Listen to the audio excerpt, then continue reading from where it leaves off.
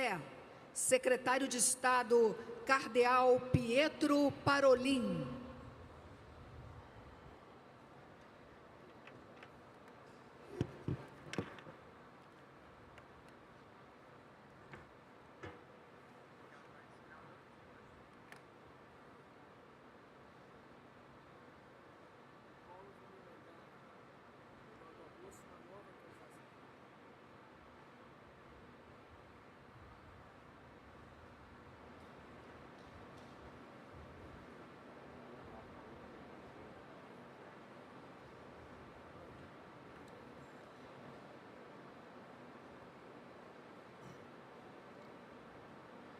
Mr. President, distinguished heads of state and government, ladies and gentlemen, on behalf of Pope Leo XIV, I extend cordial greetings to all participants in the 30th session of the Conference of the Parties to the United Nations Framework Convention on Climate Change, and assure you of his closeness, support, and encouragement.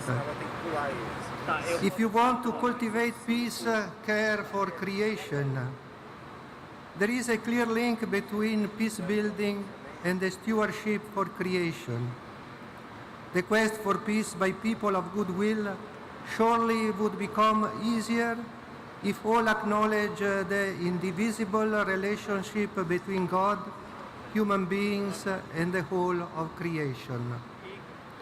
While on the one hand, in these difficult times, the attention and concern of the international community seems to be mostly focused on conflicts among nations, on the other hand, there is also an ever-growing awareness that peace is also threatened by a lack of due respect for creation, by the plundering of natural resources, and by a progressive decline in the quality of life because of climate change.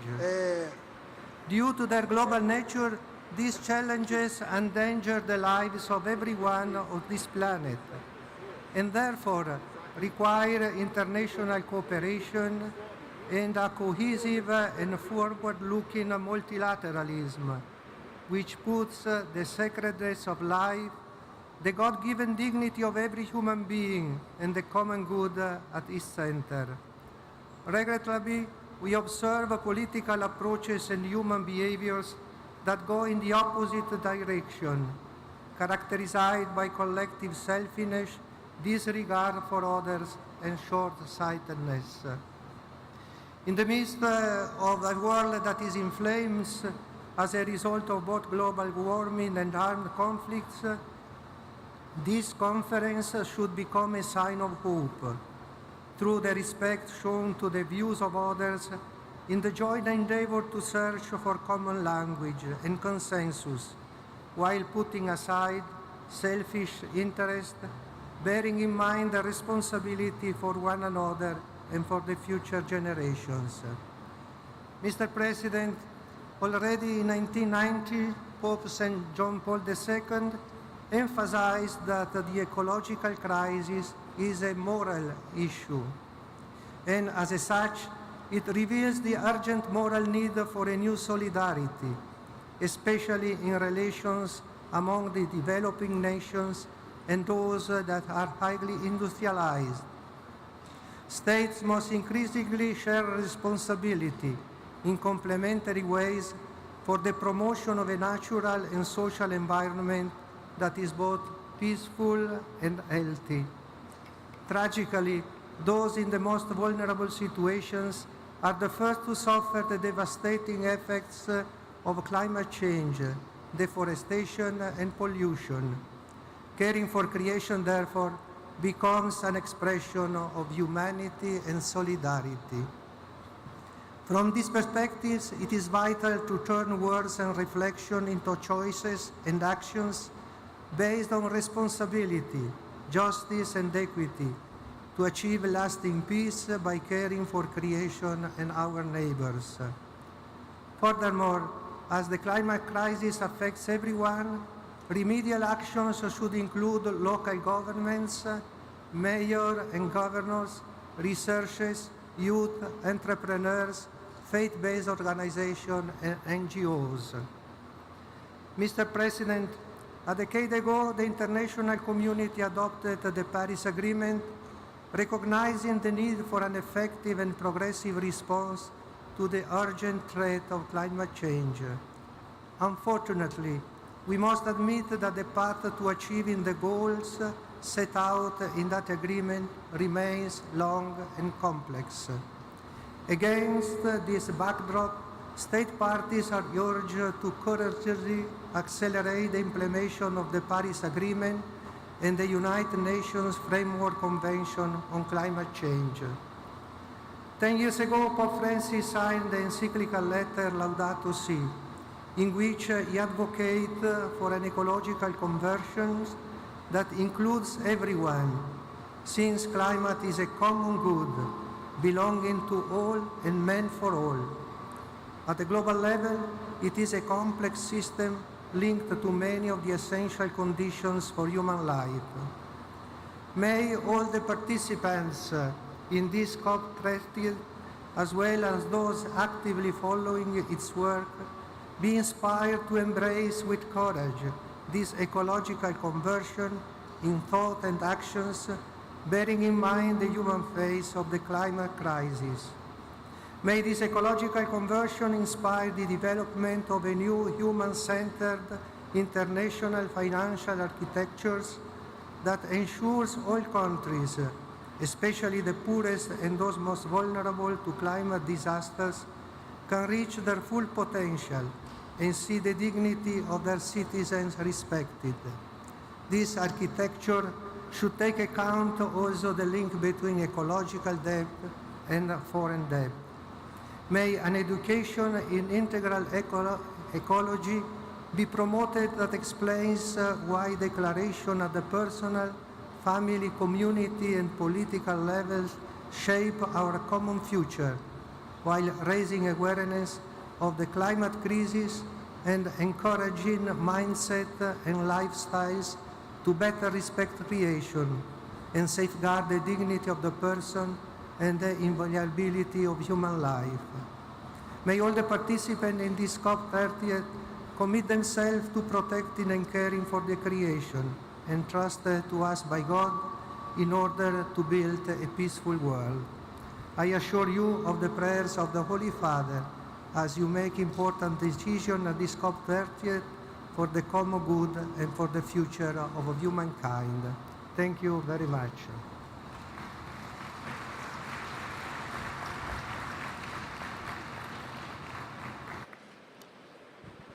Neste momento, chamamos o presidente de governo da Espanha, Pedro Sánchez.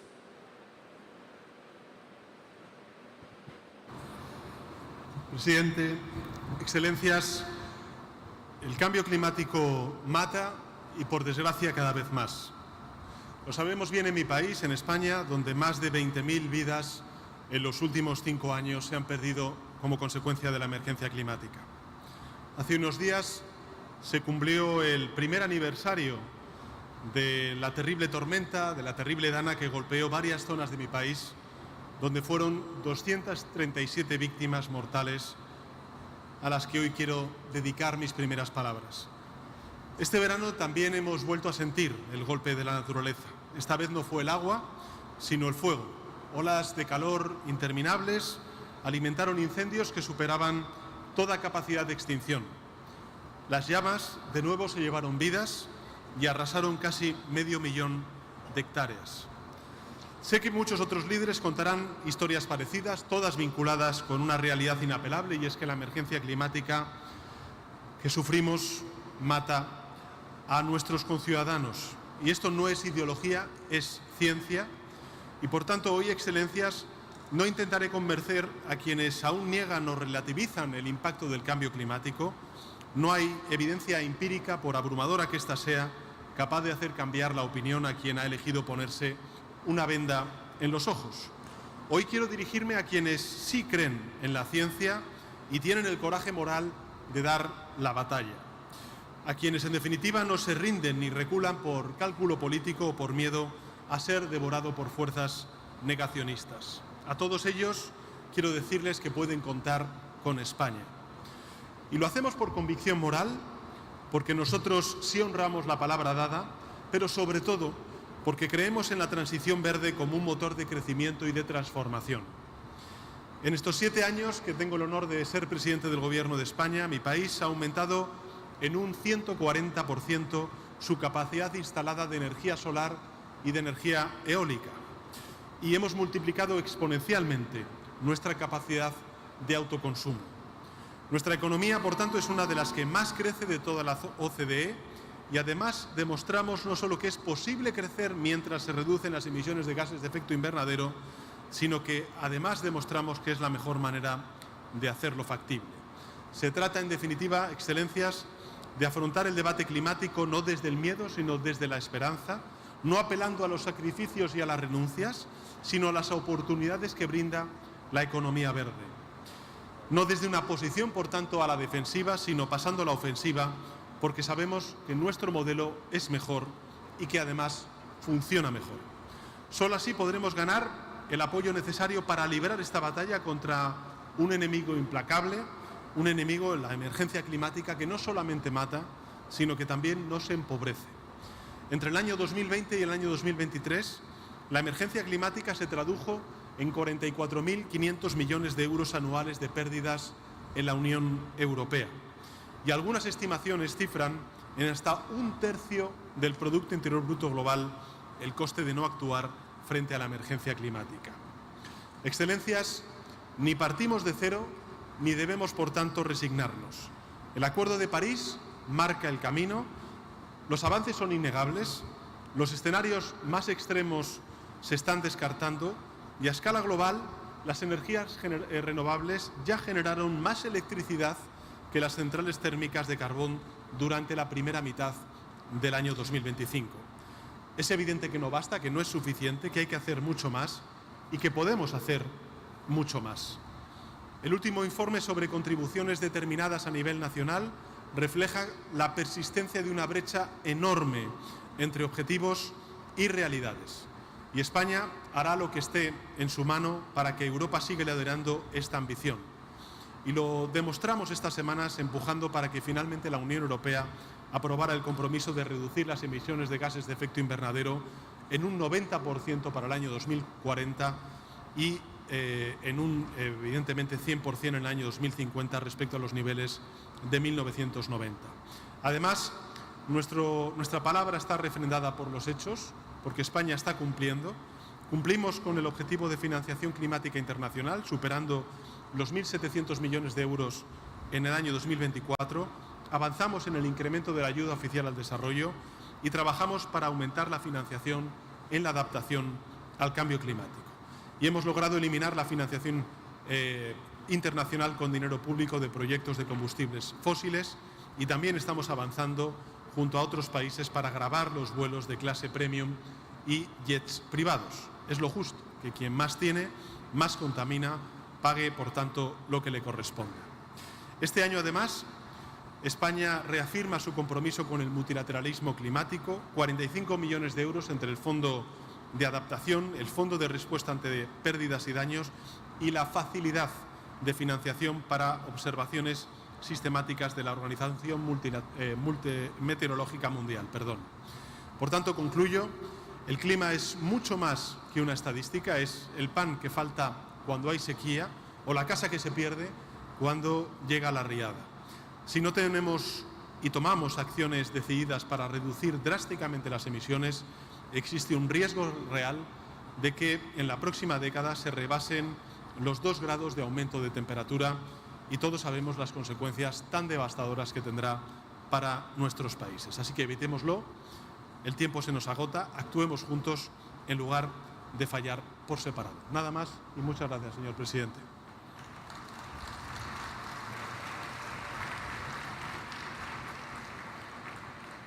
Convidamos agora para a manifestação o chanceler da Alemanha, Friedrich Merz.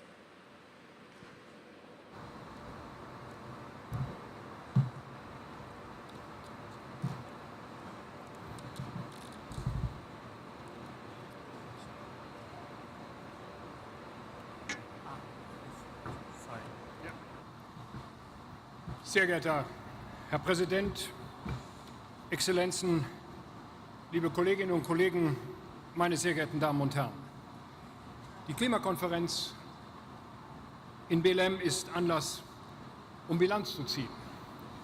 Wo stehen wir als Weltgemeinschaft 10 Jahre nach Abschluss des Pariser Klimaabkommens? Die Antwort ist klar. Wir stehen in diesen Tagen an einer Weggabelung. Alle Länder müssen entscheiden, wie sieht verantwortungsvolles Handeln aus für die Sicherheit und den langfristigen Wohlstand unserer Bürgerinnen und Bürger, für die Wettbewerbsfähigkeit unserer Volkswirtschaften und eben für den Klimawandel. Für Deutschland ist die Entscheidung an dieser Weggabelung klar. Wir setzen auf Innovation und auf Technologie, um eben dem Klimawandel erfolgreich Einhalt zu gebieten. Unsere Wirtschaft ist nicht das Problem. Unsere Wirtschaft ist der Schlüssel, um unser Klima noch besser zu schützen. Klimaschutz braucht heute dreierlei. Zum einen politisches Tempo. Zum zweiten gesellschaftliche Akzeptanz. Und zum dritten unternehmerische Innovation. Die Europäische Union geht hier weiter geschlossen und entschlossen voran mit einem Klimaziel für das Jahr 2040 und mit ambitionierten National Determined Contributions. Unser Gastgeber Brasilien setzt auf das Prinzip Mutirão, gemeinsam anpacken. Und da sind wir, da bin ich, da ist Deutschland dabei. Die Umsetzung der Klimaziele geht an vielen Orten der Welt voran. Wir machen Fortschritte, auch in Deutschland. Auf diesem Weg müssen wir aber sicherstellen, dass Energie langfristig günstig, sicher und verlässlich verfügbar ist, eben für den Erhalt unserer Volkswirtschaften und für die Bürgerinnen und Bürger in unseren Ländern. Deutschland steht zu den nationalen und europäischen Klimazielen. Um dies zu erreichen, setzen wir auf Innovation und auf Technologie, wenn es darum geht, Wettbewerbsfähigkeit mit Klimaschutz und mit sozialer Ausgewogenheit zu verbinden. Auch die Speicherung von CO2 spielt dabei eine immer wichtigere Rolle. Wir haben im Deutschen Bundestag in dieser Woche ein entsprechendes Gesetz verabschiedet zur Abscheidung und zur Speicherung von CO2. Wir erschließen gleichzeitig neue Wirtschaftszweige, neue Geschäftsmodelle. Und auch hier setzen wir auf Innovationskraft unserer Wirtschaft. Schon heute ist Clean Tech, Made in Germany, mehr als 8% unserer Exporte. Ein zentraler Baustein ist zudem die Bepreisung von CO2. Als marktwirtschaftliches und damit als effizientes Instrument ist sie ein zentraler Baustein auf unserem Weg der Transformation, der eben vollständig technologieoffen ist. Die Wettbewerbsfähigkeit unserer Volkswirtschaften und die soziale Akzeptanz haben wir dabei fest im Blick. Meine Damen und Herren, liebe Kolleginnen und Kollegen, im Jahr 2024 steuerte Deutschland rund 6 Milliarden Euro öffentliche Klimafinanzierung bei, inklusive mobilisierter, auch privater Mittel, sogar fast das Doppelte. Sie sehen, auf Deutschland ist Verlass. Und es braucht doch eine große gemeinsame globale Kraftanstrengung. Alle Länder mit den ökonomischen Möglichkeiten und hohen Emissionen, und wir gehören dazu, sind dazu aufgefordert, eben dazu beizutragen. Wichtig dafür ist ein Finanzsystem, das einen verlässlichen Rahmen und Investitionssicherheit schafft, die wir für die Mobilisierung von mehr privatem Kapital benötigen. Nicht zuletzt möchte ich hier an diesem Ort, an dem wir sind, auf die Bedeutung der Tropenwälder hinweisen. Sie sind eben gleichzeitig auch einer der wichtigsten Kohlenstoffspeicher weltweit und Lebensraum für Menschen und unzählige Tier- und Pflanzenarten.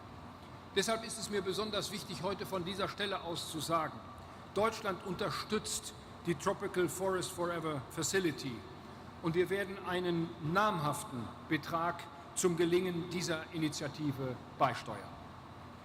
Denn zum Erreichen der Klimaziele, liebe Kolleginnen und Kollegen, muss der Truppenwald erhalten und gleichzeitig mehr Privatsektormittel mobilisiert werden. Dies kann nur gemeinsam mit den Partnern in Nord und Süd gelingen. Bei allen diesen Themen können wir zeigen, gemeinsam sorgen wir dafür, dass Klimaschutz und Wirtschaft Hand in Hand gehen können. Lassen Sie uns diese Chance hier in Belem gemeinsam nutzen, eben ganz nach dem Motto dieser Konferenz: gemeinsam anpacken. Packen wir es gemeinsam an. Herzlichen Dank für Ihre Aufmerksamkeit.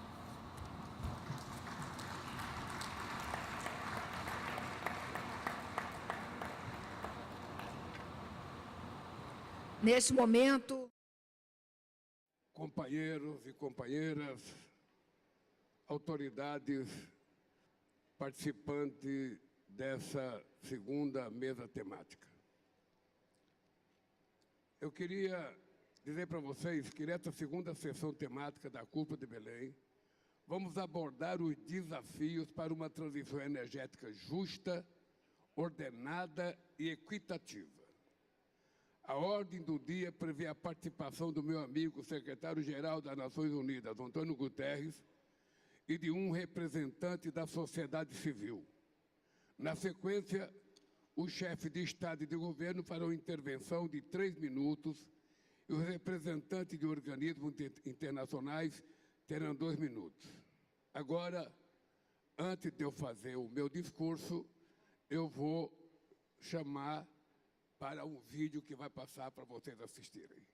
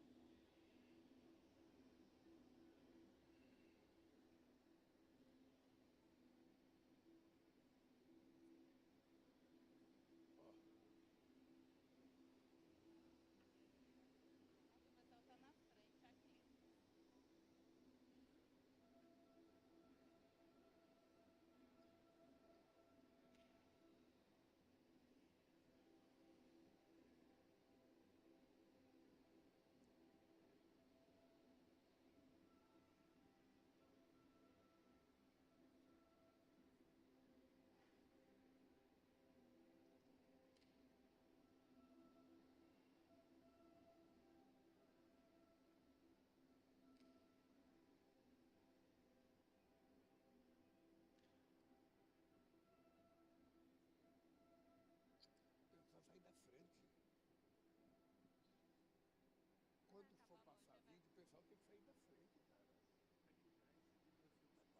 Vamos lá. Bem, como nós não temos um apresentador oficial, eu mesmo me apresento. E agora eu passo a palavra ao senhor Luiz Inácio Lula da Silva, presidente da República Federativa do Brasil.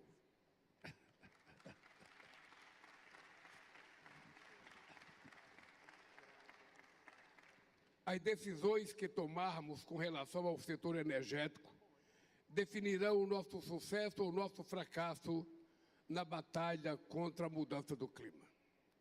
Foram necessárias 28 COPs do clima para nos comprometermos em Dubai com uma transição energética justa, ordenada e equitativa. A Terra não comporta mais um modelo de desenvolvimento baseado no uso intensivo de combustíveis fósseis que vigorou nos últimos 200 anos. 75% das emissões de gases do efeito estufa têm origem na produção e no consumo de energia. Não podemos nos omitir ou intimidar diante da magnitude desses dados.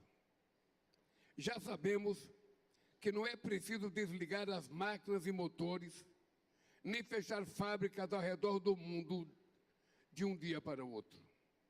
A ciência e a tecnologia nos permitem evoluir de forma segura para um modelo centrado nas energias limpas. Essa transformação já está em curso. O uso de renováveis triplicou nos últimos 10 anos. No primeiro semestre de 2025, a energia renovável se tornou a maior fonte individual de geração de eletricidade no mundo, ultrapassando o carvão. Em muitas regiões, as energias solar e eólica já são mais baratas do que a gerada por combustíveis fósseis. O preço das baterias caíram 90%. O Brasil não tem medo de discutir a transição energética. Somos líderes nessa área há décadas. Ainda nos anos 70, fomos o primeiro país a investir em larga escala em alternativas renováveis. 90% da matriz elétrica nacional provém de fontes limpas. Também somos pioneiros no desenvolvimento de motores flexíveis e o segundo maior produtor mundial de biocombustíveis. Nossa gasolina tem 30% de etanol em sua composição e nosso diesel conta com 15% de biodiesel. O etanol é uma alternativa eficaz e imediatamente disponível para adoção nos setores mais desafiadores, como a indústria e o transporte. É lamentável que pressões e ameaças tenham levado a Organização Marítima Internacional a adiar esse passo. A transição energética representa um novo paradigma de desenvolvimento e uma grande oportunidade para promover transformações estruturais na sociedade e na economia. Em 2023, o setor foi responsável por 10% do crescimento do PIB global e empregou 35 milhões de pessoas. É impossível discutir a transição energética sem falar dos minerais críticos essenciais para a confecção de baterias, painéis solares e sistemas de energia. Para gerar emprego e renda e gozar de segurança energética, os países em desenvolvimento precisam participar de todas as etapas dessa cadeia global de valor. Senhoras e senhores, apesar dos avanços, 2024 registrou um novo recorde de emissões de carbono do setor energético, o maior índice desde 1957. Os incentivos financeiros, muitas vezes, vão no sentido contrário ao da sustentabilidade.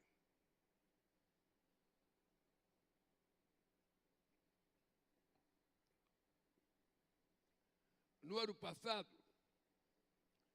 os 65 maiores bancos do mundo se comprometeram a conceder 869 bilhões de dólares para o setor de petróleo e gás.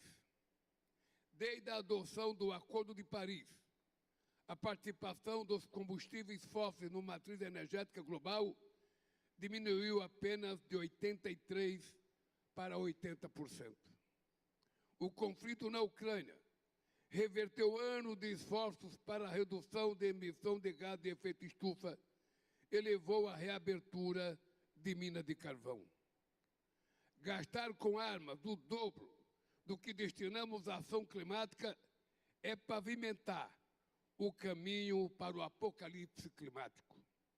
Não haverá segurança energética em um mundo conflagrado.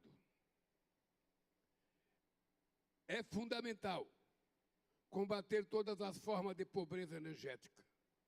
2 bilhões de pessoas não têm acesso a combustíveis adequados para cozinhar.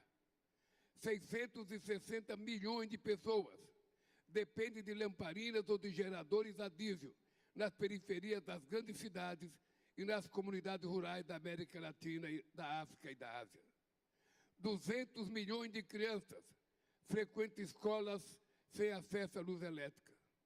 Sem energia, também não há conexão digital, hospitais funcionando ou agricultura moderna. sem equacionar a injustiça de dívidas externas impagáveis e sem abandonar condicionalidades que discriminam os países em desenvolvimento, andaremos em círculos. Um processo justo, ordenado e equitativo de afastamento dos combustíveis fósseis demanda o acesso à tecnologia de financiamento para os países do sul global. Há espaço para explorar mecanismos inovadores de troca de dívida por financiamento de iniciativas de mitigação climática e transição energética. Direcionar parte dos lucros com a exploração de petróleo para a transição energética permanece um caminho válido para os países em desenvolvimento. O Brasil estabelecerá um fundo dessa natureza para financiar o enfrentamento da mudança do clima e promover justiça climática. O mundo precisa de um mapa do caminho claro para acabar com essa dependência dos combustíveis fósseis. É tempo de diversificar nossas matrizes energéticas, ampliar as fontes renováveis e acelerar a produção e o uso de combustíveis sustentáveis. Isso requer alguns compromissos centrais. Em primeiro lugar, implementar o Acordo de Dubai de triplicar a energia renovável e de dobrar a eficiência energética até 2030. Em segundo lugar, colocar a eliminação da pobreza energética no centro do debate e incluir metas de cocção limpa e de acesso à eletricidade nos planos climáticos.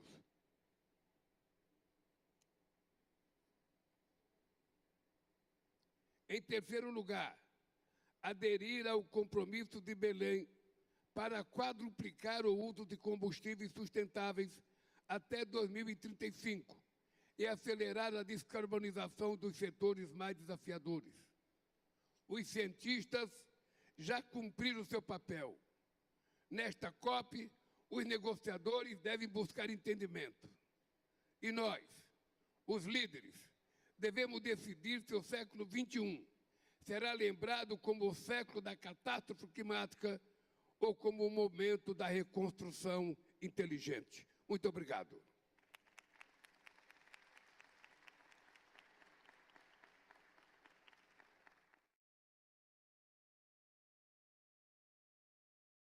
Of 1.3 trillion US dollar, which must Antônio Guterres.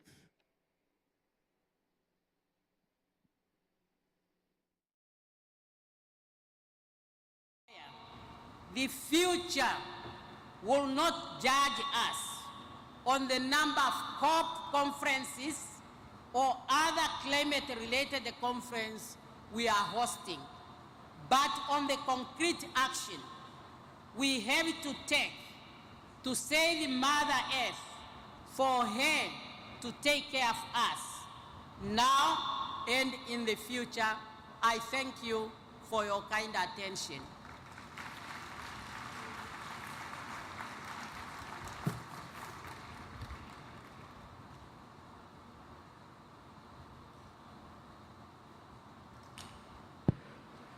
Neste momento, convidamos o membro do Conselho Presidencial do Haiti, Augustin Smith.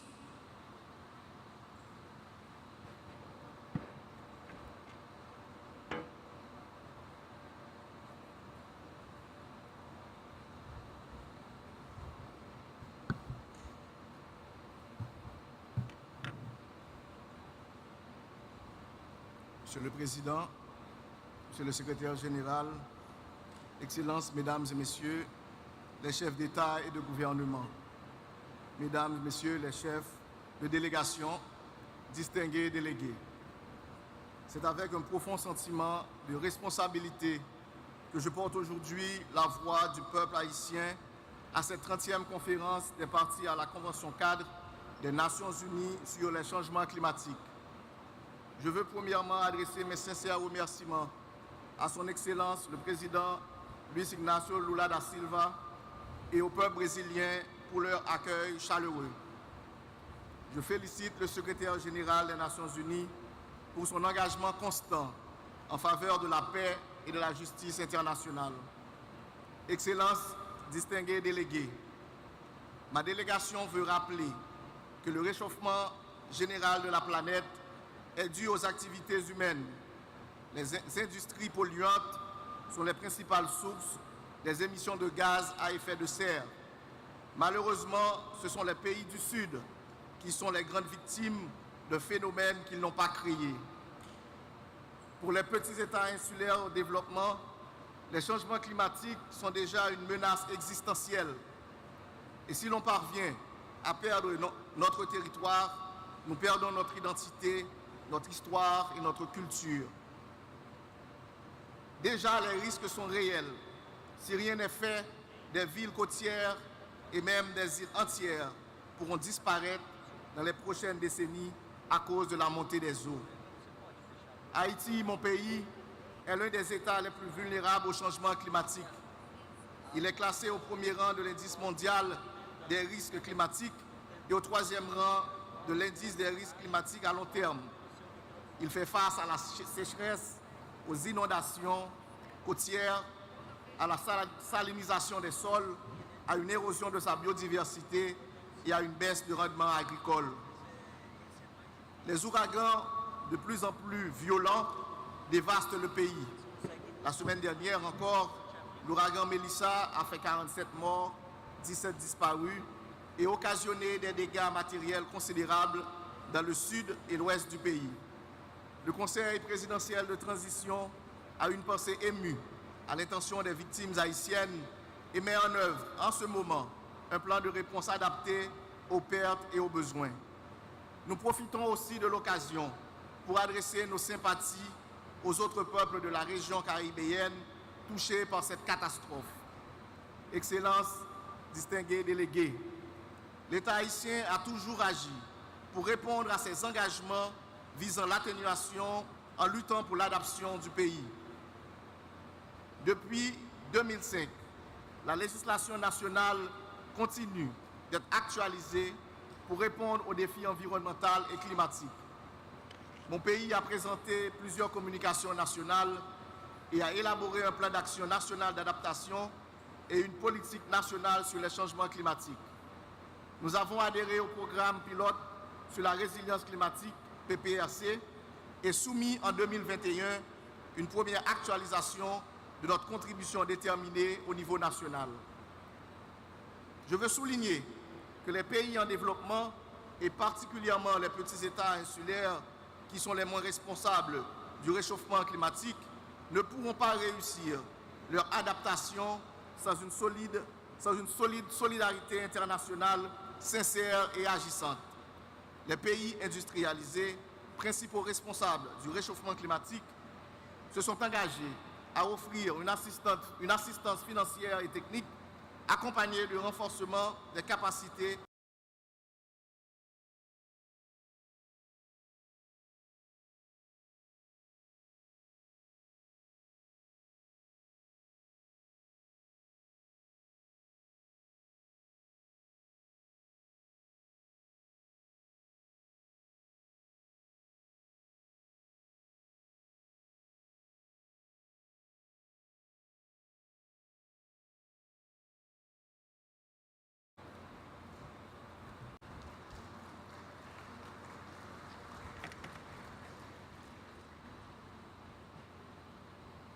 Temos agora a manifestação do representante da Somália, vice-primeiro-ministro Salah Ahmed Jama.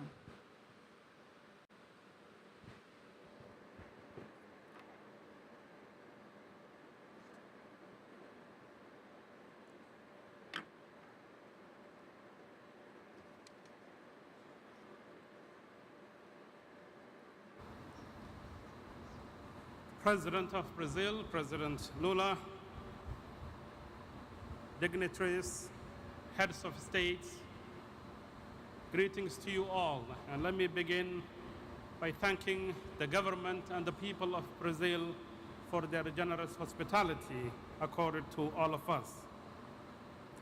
Ladies and gentlemen, from the Amazon rainforest to the Congo Basin, from the savannas of Africa to the prairies of North America, the beautiful coast of Rio de Janeiro, all the way to the Sahel coast and the beaches of Mogadishu. Forests are vanishing, water levels are rising, and in turn, people's livelihoods are being disrupted. And we are, in a nutshell, living in a planet in crisis. Therefore, when the president of Brazil and his government chose this venue and this city adjacent to the Amazon forest as the venue for COP30, it is meant to inspire us to think as to what we have and what we need to save that Mother Nature gave us.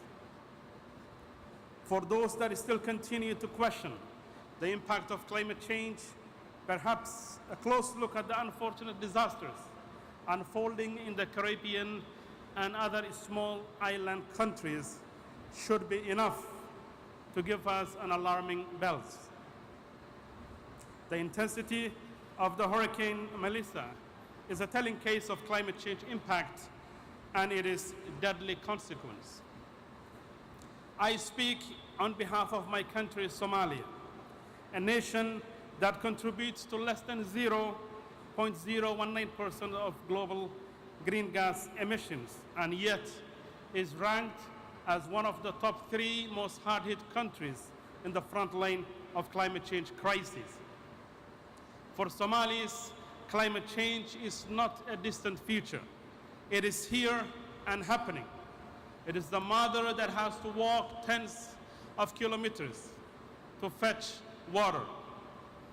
It is the pastoralist that is losing his herds in a matter of no time due to recurring droughts.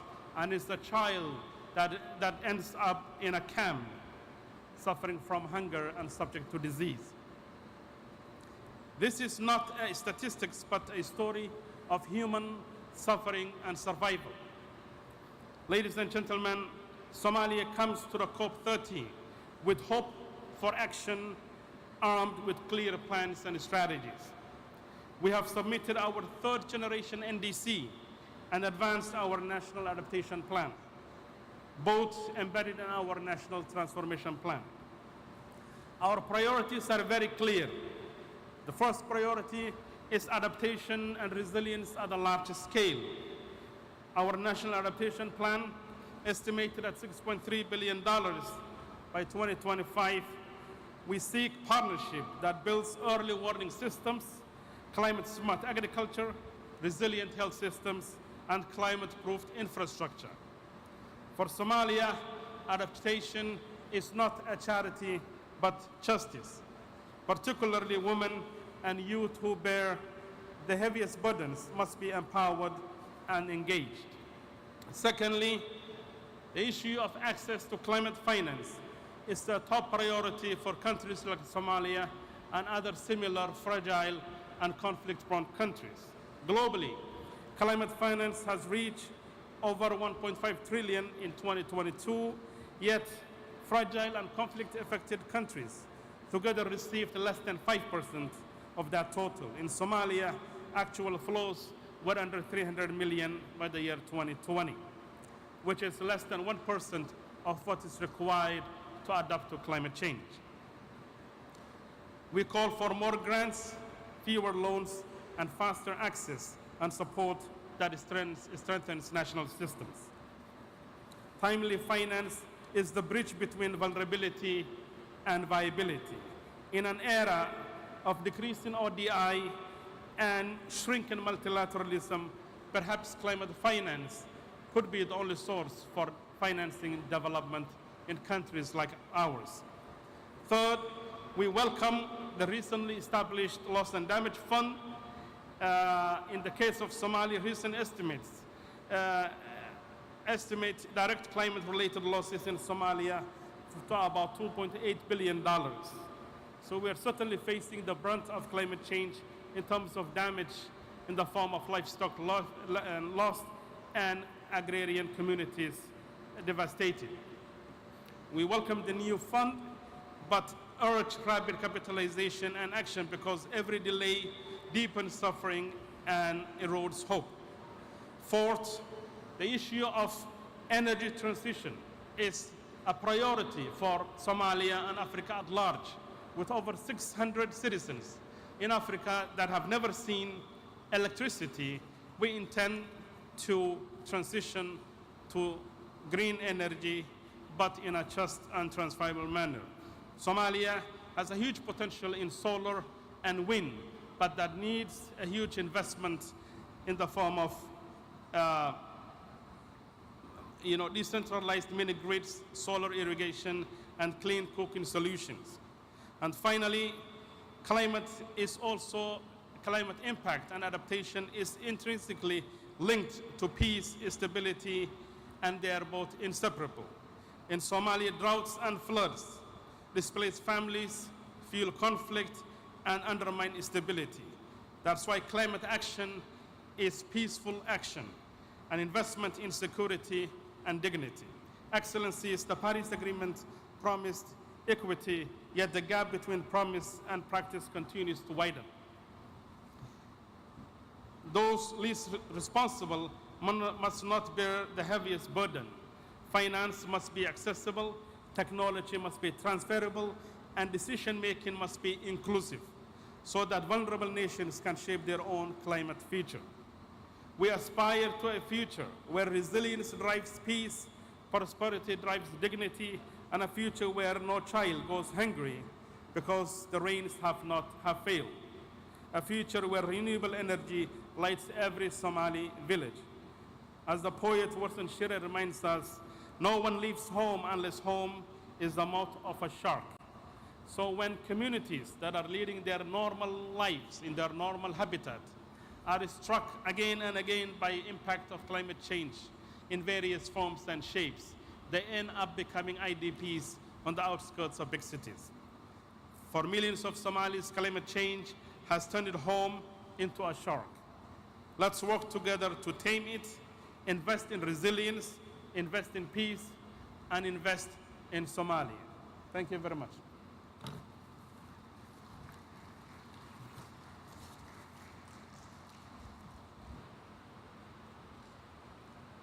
Chamamos agora para a manifestação o vice-presidente da Quênia, Kithure Kindiki.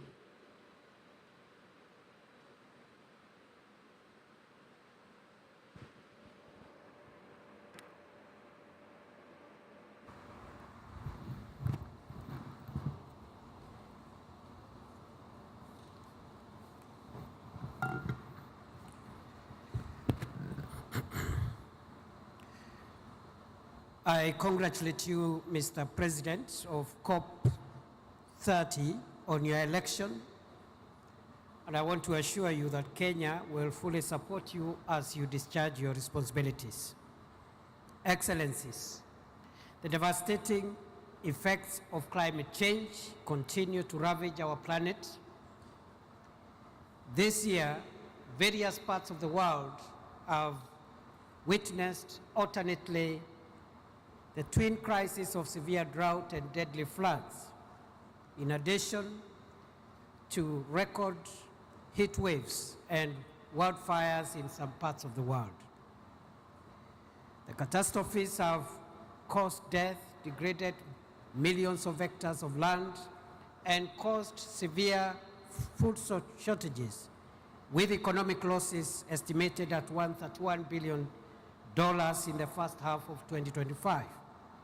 In Kenya, a once-in-a-century cycle of extreme drought and alternating with devastating floods continue to wipe out lives, livelihoods, and reversing the gains in our development agenda.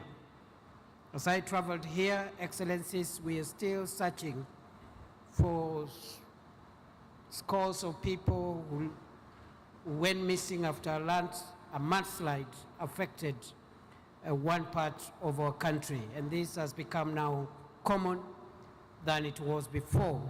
Such incidents have become common. Kenya is committed to addressing further climate change-induced harm Kenya's energy grid now is 93% green, and we target to reach 100% in the next 4 years. Building on this foundation of green and clean energy, Kenya has updated and submitted a bold and ambitious economy-wide nationally determined contribution focused on greening the energy and industrial sectors in line with the commitments made at the African Climate Summits in Nairobi in 2023 and in Addis Ababa 2024. The two summits have repositioned Africa as a global green growth hub, demonstrating that climate action and development are mutually reinforcing. Excellencies, Africa can help the world in the transition to green energy because Africa has the world's largest untapped renewable energy resources, vast critical mineral resources essential for energy transition, and a youthful demographic that can power the next phase of global manufacturing. However, global investment in Africa has been minimal and slow. Less than 2% of the $3 trillion invested in renewable energy over the last 2 decades has reached Africa, with 600 million people on the continent left without access to energy. Kenya alone needs $62 billion by 2030 to implement our climate commitments. And of this, we've only received $50 million, a paltry 0.08%. The gap between promise and delivery is huge. And sadly, every dollar delayed, every bureaucratic obstacle, and every failed commitment has a human cost. The world should cease to see Africa as an investment risk and see it as an opportunity, an economic opportunity to tap into the continent's abundant, cheap, and clean energy for global green manufacturing. The failure to honor commitments, bureaucratic delays, and the lengthy discussions at the COPs that prioritizes process over delivery are simply cruel and unjust to the millions suffering from the effects of harsh climate today. To achieve different results, 3 things needs to be done. 1, COP30 ought to be the COP which will dramatically change our climate financing architecture from incremental pledges in billions to actual disbursements of the trillions required to match the scale of the climate crisis. Thus, the new collective quantified goal must be set at a level commensurate with the trillions required to achieve the 1.5 degrees Celsius goal. We have to operationalize the Baku to Belem roadmap to $1.3 trillion as we have agreed in COP29 and have a clear path for mobilizing this finance for developing countries by 2035. This finance must be new and additional to the development, to overseas development assistance, predominantly grant-based for adaptation and for loss and damage, designed to avoid compounding Africa's debt crisis. Number 2, we must urgently reform the current global financial architecture to make capital more accessible and affordable for climate action in the developing world. And number 3, and lastly, climate policies must integrate the empowerment of women, the youth, and farmers to ensure that the benefits of a green economy are equitably shared across communities, gender, and generations, and that the 1 billion people in Africa who lack clean cooking amenities are prioritized. Thank you.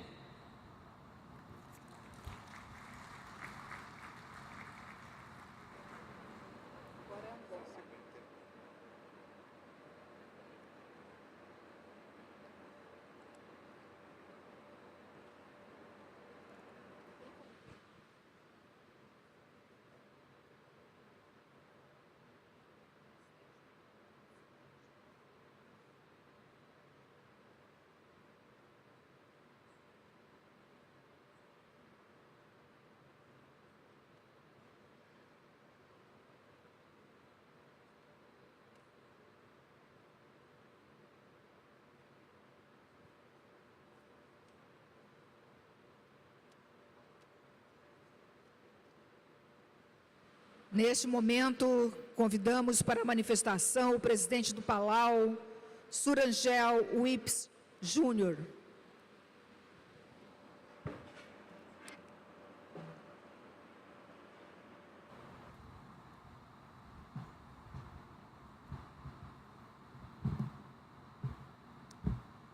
Excellencies, distinguished delegates, and friends, Ali from the big ocean state and island nation of Palau, where the ocean speaks and the land remembers.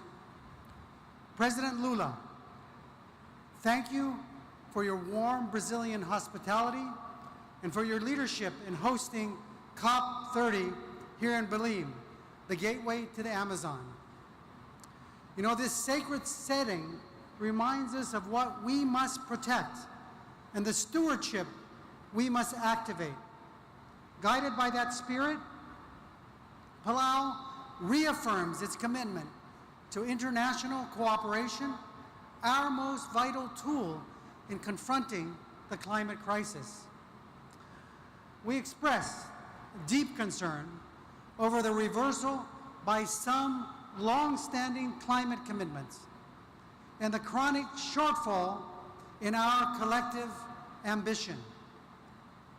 You know, yet this is a moment that we must not weaken our resolve. It must ignite it. We must work together with greater purpose, urgency, and unity.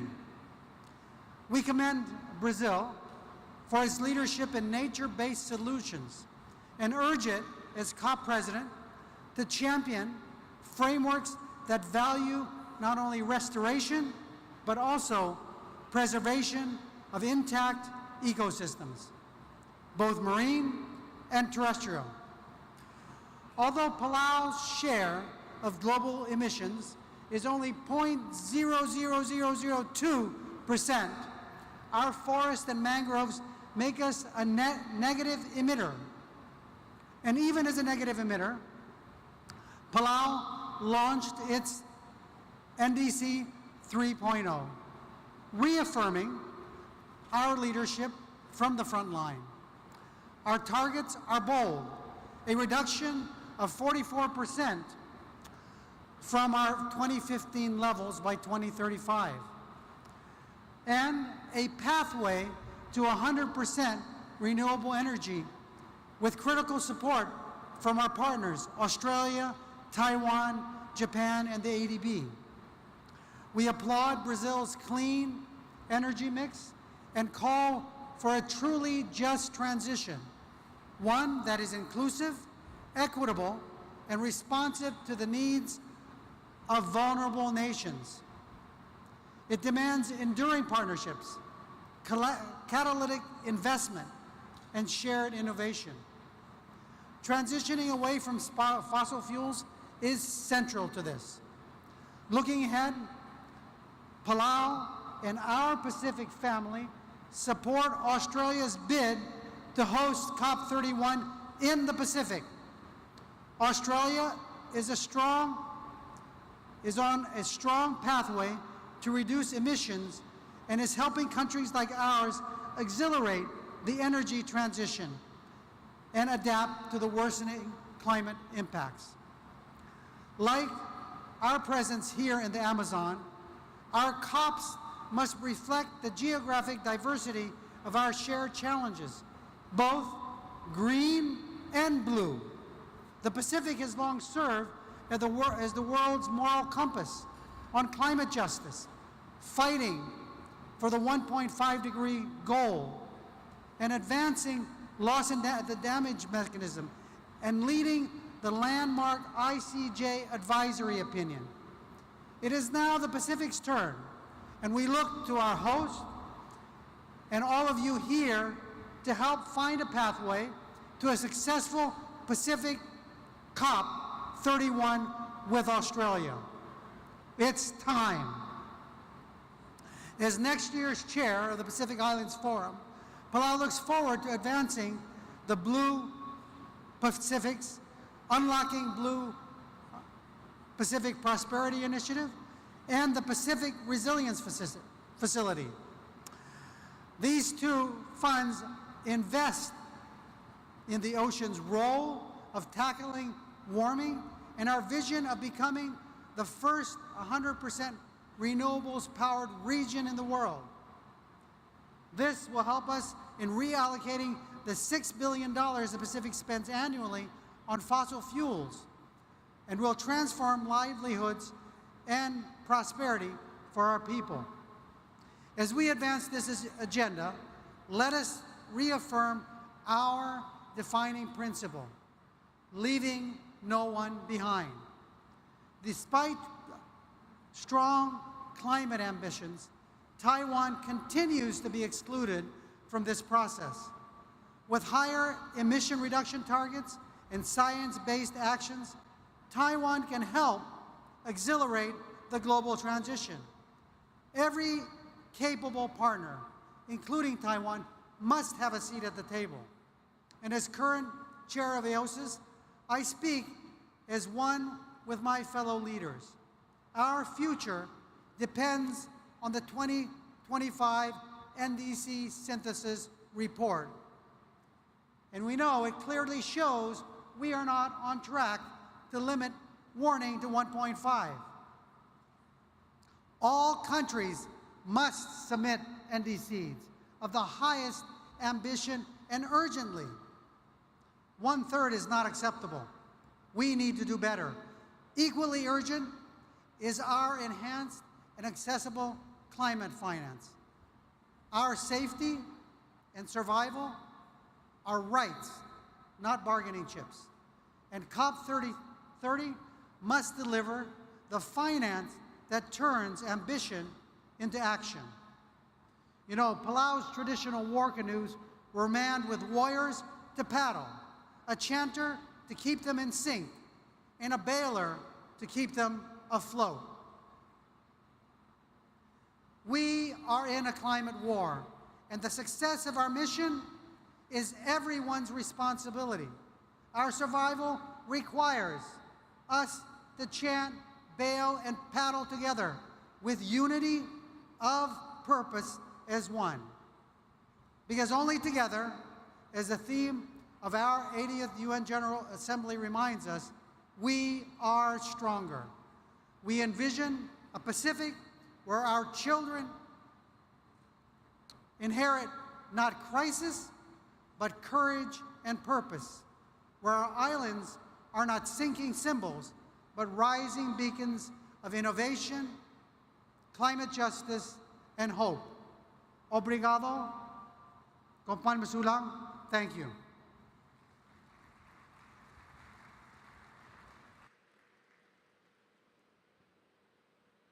Nesse momento, convido para a manifestação a ministra do Meio Ambiente de Angola, Ana Paula de Carvalho. Good morning. I speak in Portuguese. Bom dia. Excelência, Senhor Presidente da República Federativa do Brasil, Excelência, Senhor Secretário-Geral das Nações Unidas, Excelentíssimo Senhor Presidente da COP30, Excelentíssimo Senhor Secretário Executivo da Convenção do Clima, chefes de Estado e de Governo, distintos delegados, minhas senhoras e meus senhores.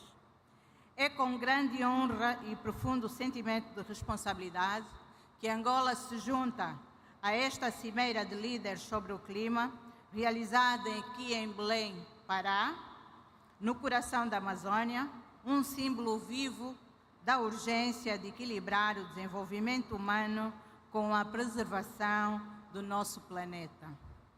Trago a esta plenária uma saudação especial de Sua Excelência João Manuel Gonçalves Lourenço, Presidente da República de Angola, a quem tenho a honra de representar, que por razões de agenda não pode estar presente nesta terceira edição da Conferência das Partes.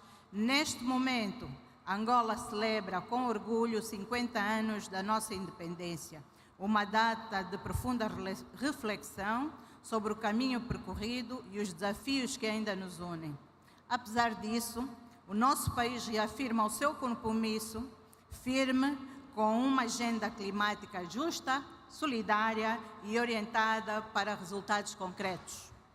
Angola reafirma a sua determinação em contribuir para limitar o aquecimento global a 1,5 graus, bem como o fortalecimento das comunidades vulneráveis para se adaptarem às alterações climáticas. E estamos a trabalhar no sentido de acelerar a transição para uma economia de baixo carbono. Temos avanços consideráveis no que diz respeito às energias limpas, tendo sido registrado um aumento na nossa eficiência energética, quer por via de fontes de abastecimento hídrico, solares e até mesmo ciclos combinados. Relativamente à gestão de resíduos, também foram dados passos significativos. Temos 2 aterros na província do Namibe, que é uma das 21 províncias que compõem o nosso belo país. Para o OGE 2025 foram previstos 2 centros de valorização de resíduos, um para a conclusão na província do Ambo e outro de raiz na província do Bengo, que atenderá as províncias de Luanda, Bengo e Colibengo.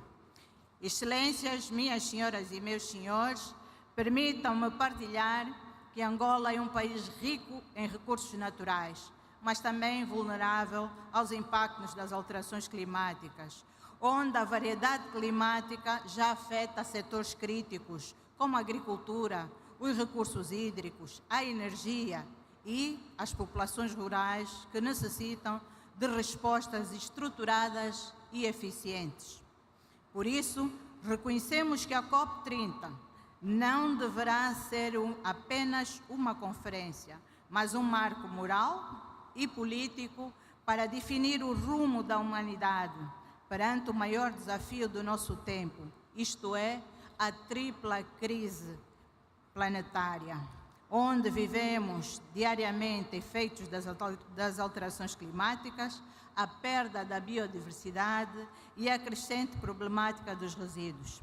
Excelências, minhas senhoras e meus senhores, Angola participa nesta COP com um compromisso renovado e concreto. Foi já submetida a nossa NDC3, que traduz a nossa visão nacional de desenvolvimento de baixo carbono, resiliente e inclusivo. Estamos a reforçar metas de mitigação, mas também a colocar a adaptação e a resiliência climática no centro daquilo que são as nossas prioridades. Porque para nós, adotar é sobreviver. E sobreviver é um ato de dignidade. Acreditamos que a transição energética justa representa uma oportunidade histórica para o continente africano e, em particular, para Angola. A transição que respeita as circunstâncias nacionais valoriza o nosso potencial em energias limpas e garante que ninguém fique para trás.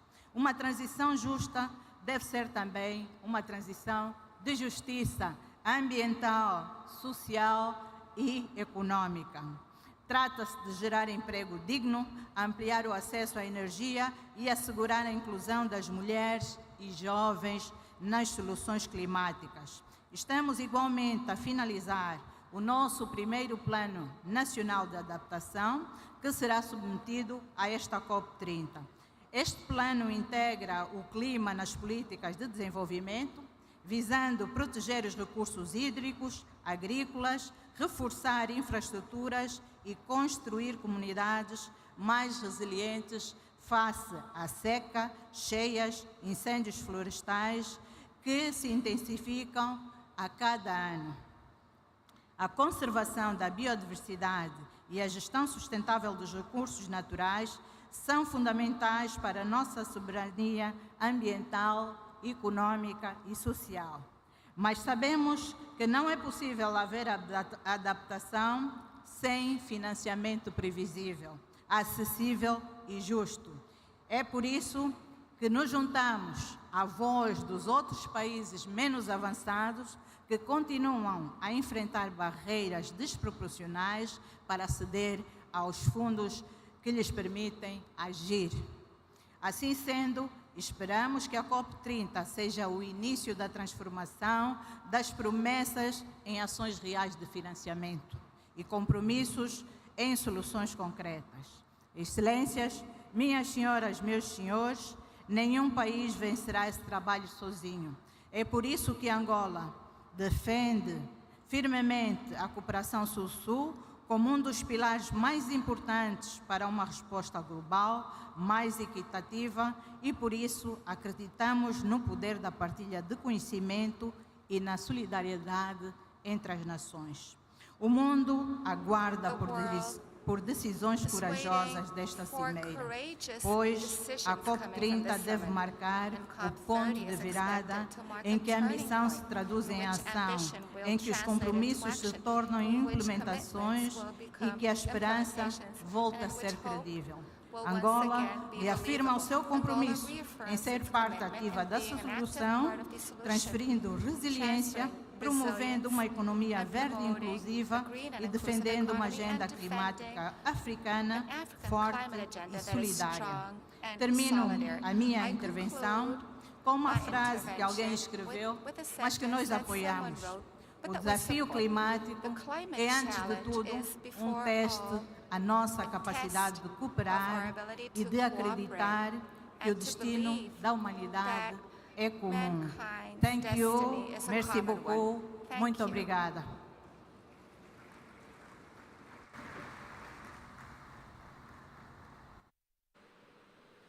Nesse momento, convido para a manifestação o ministro das Relações Exteriores das Ilhas Marshall, Kalani Kaneko.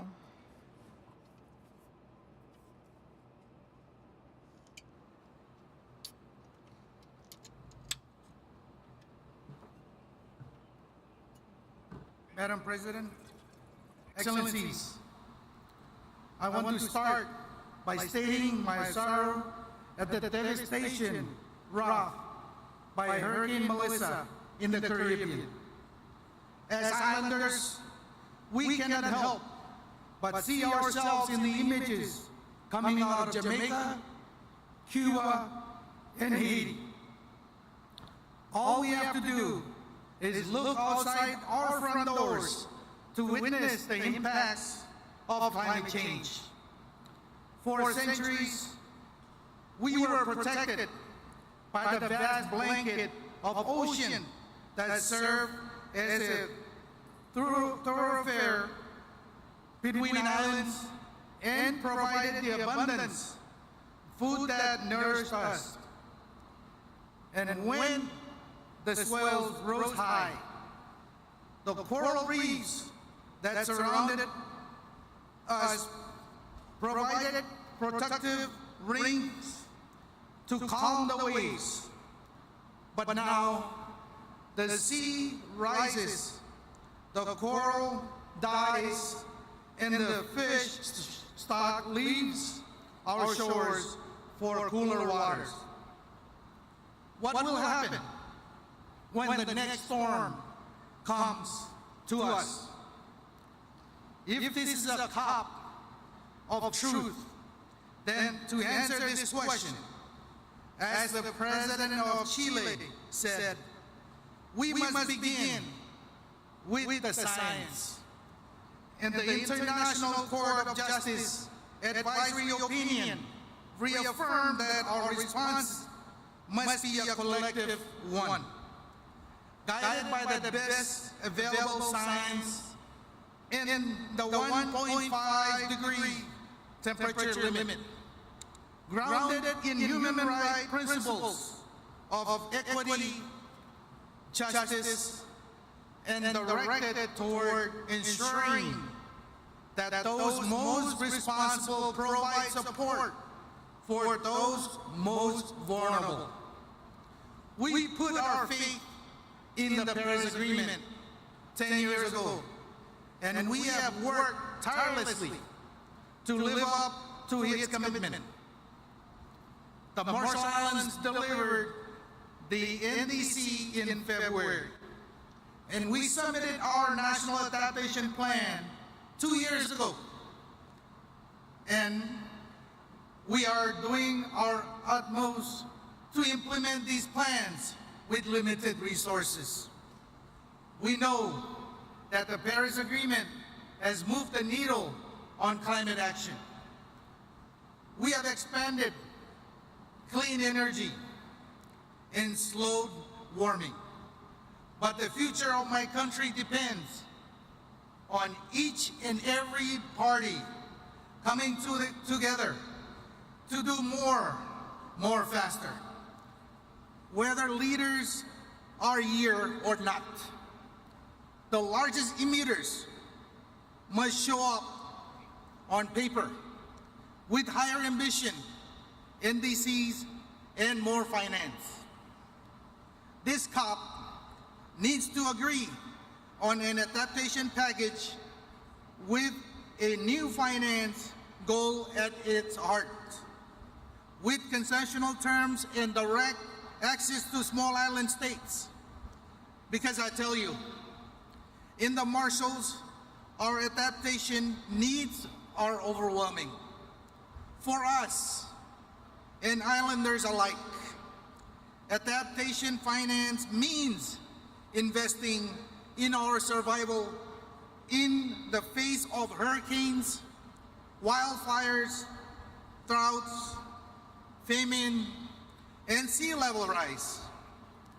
My people have already shown tremendous resilience. When the United States exploded 67 nuclear bombs over the Marshall Islands, we were bequeathed poisoned homes, cancerous growth, communities living in exile. Yet we endure. The fight for climate change is a fight to ensure that the history doesn't repeat itself. It is clear that the fossil fuel industry is not preparing for a just, orderly, and equitable transition.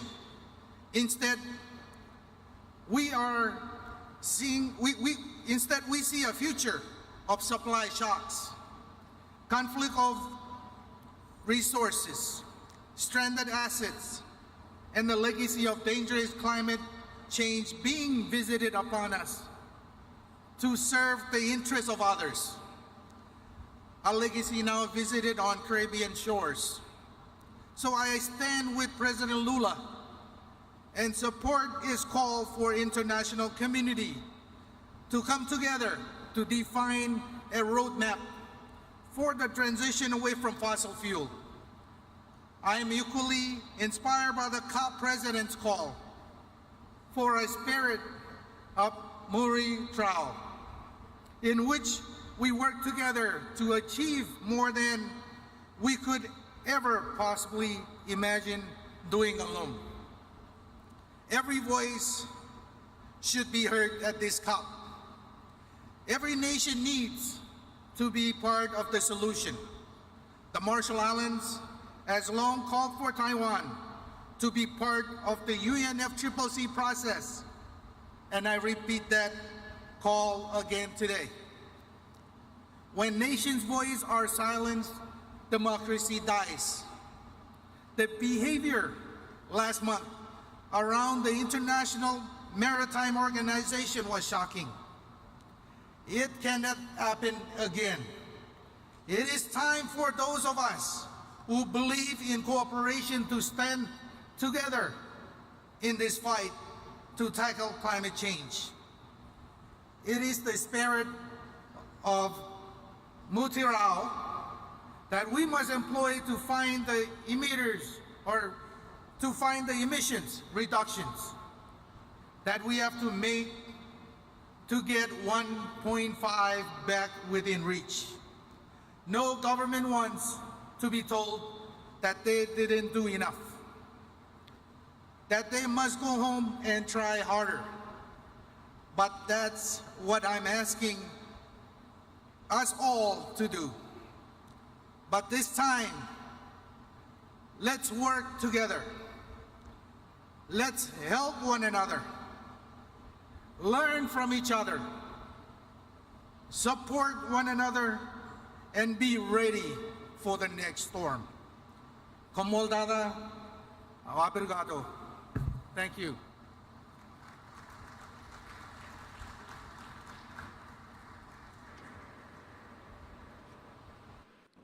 Neste momento, convidamos para a manifestação a chefe do Departamento de Meio Ambiente do Irã e vice-presidente para o meio ambiente, China Ansari.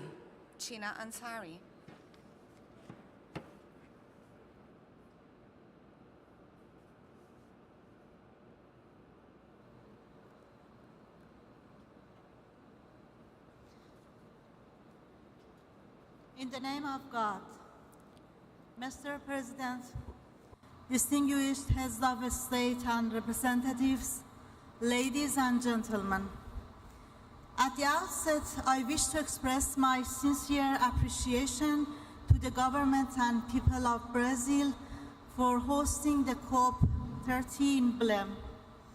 This gathering could provide nations with an invaluable opportunity to take realistic, equitable and inclusive actions to address the environmental crisis and challenges facing our planet. In recent years, all countries present at this conference have pledged to protect the environment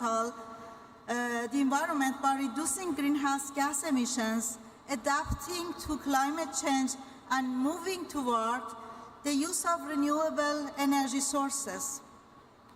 Despite facing unilateral coercive measures as well as imposed restrictions on access to modern technologies, knowledge, financial support, and foreign investment, the Islamic Republic of Iran has achieved remarkable progress while considering further steps to take in the coming years. Over the past year alone, Iran has increased its solar energy capacity by 75%, expanded wind power generation being added to a previous target to increase nuclear power capacity, join the BRICS carbon market, and reduce carbon emissions through efficient flare management in its oil and gas fields, such as a 10 billion cubic meters reduction and a further 12 billion cubic meter reduction plan for the next 4 years. Accordingly, transitional fuels and enhanced energy efficiency management projects are underway to enhance the country's resilience to the adverse impacts of climate change. These measures demonstrate Iran's firm commitment to environmental protection. It also emphasizes that despite the mentioned challenges, the Islamic Republic of Iran continues to strive to uphold the right of its people and others to a clean and healthy environment. This does not mean that we overlook major environmental challenges such as prolonged drought and rising temperature, approximately 1.8 centigrade, and a 50 millimeter decline in precipitation over the 50-year period. Rather, it emphasizes that despite all obstacles and being deprived of technology transfers envisioned in the Convention, the Islamic Republic of Iran continues its efforts. Mr. President, the United States, in coordination with its regional proxy, the Zionist regime, has launched military aggression against the Islamic Republic of Iran. This act not only violates international law and constitutes war crimes, but has also caused extensive and lasting environmental destruction. Among the most serious consequences was the release of over 50,000 tons of carbon emissions in Tehran alone. The reckless attacks on Iran's peaceful nuclear energy facilities represent a blatant and deliberate crime that could have led to one of the world's largest environmental catastrophes. this act of aggression is alongside with a 2 years ecocide and a variety of war crimes committed by this outlaw regime in Gaza. These crimes were not only a massacre of innocent people, women and children, but also caused deep environmental damage. Ladies and gentlemen, the Islamic Republic of Iran, while firmly recognizing the inherent environmental and humanitarian threats, continues to believe in the power of international cooperation. Iran stands ready to share its local knowledge and experiences and to engage constructively with other nations and international institutions in advancing our common environmental goals. We are heirs to one earth and one destiny. May we act with respect and justice so that we may pass on a sustainable legacy to future generations. Thank you.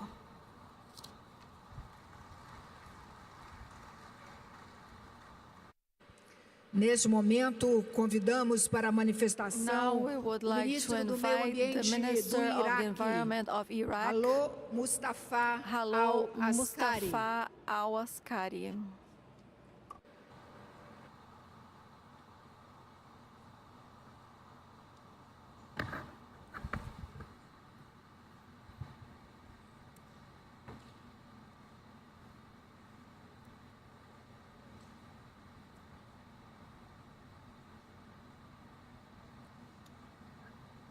Mr. President, Your Excellencies, distinguished esteemed participants, good afternoon.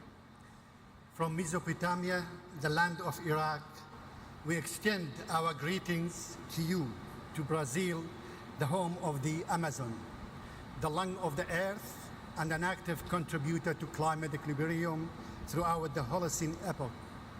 It's an honor for me today to represent my country, Iraq, and I'm pleased to convey the greetings of the Iraqi people and the government, along with their appreciation to the Republic of Brazil and the United Nations for organizing and hosting the COP30. This conference is being held in amid of growing global environmental challenges and the increasing impacts of climate change, reminding us that the destinies of our water and air are one, and that the environment knows no borders. And between the Tigris and Euphrates, Iraqi marshes, mountains and desert, and the Amazon, there is a historical and continuous solidarity. Ladies and gentlemen, we gather today at COP30, making the 10th anniversary of the adoption of the Paris Agreement, and at time when the world faces an undeniable reality that the current trajectory of updated NDC does not place us on the right track toward achieving the goals of the Paris Climate Agreement. In the context, we call at the conference for a clear and measurable commitment to climate finance and for the equitable support to be directed toward vulnerable countries and communities with limited adaptive capacity as a fundamental human right. Today, Iraq announced tangible progress on its climate action pathway.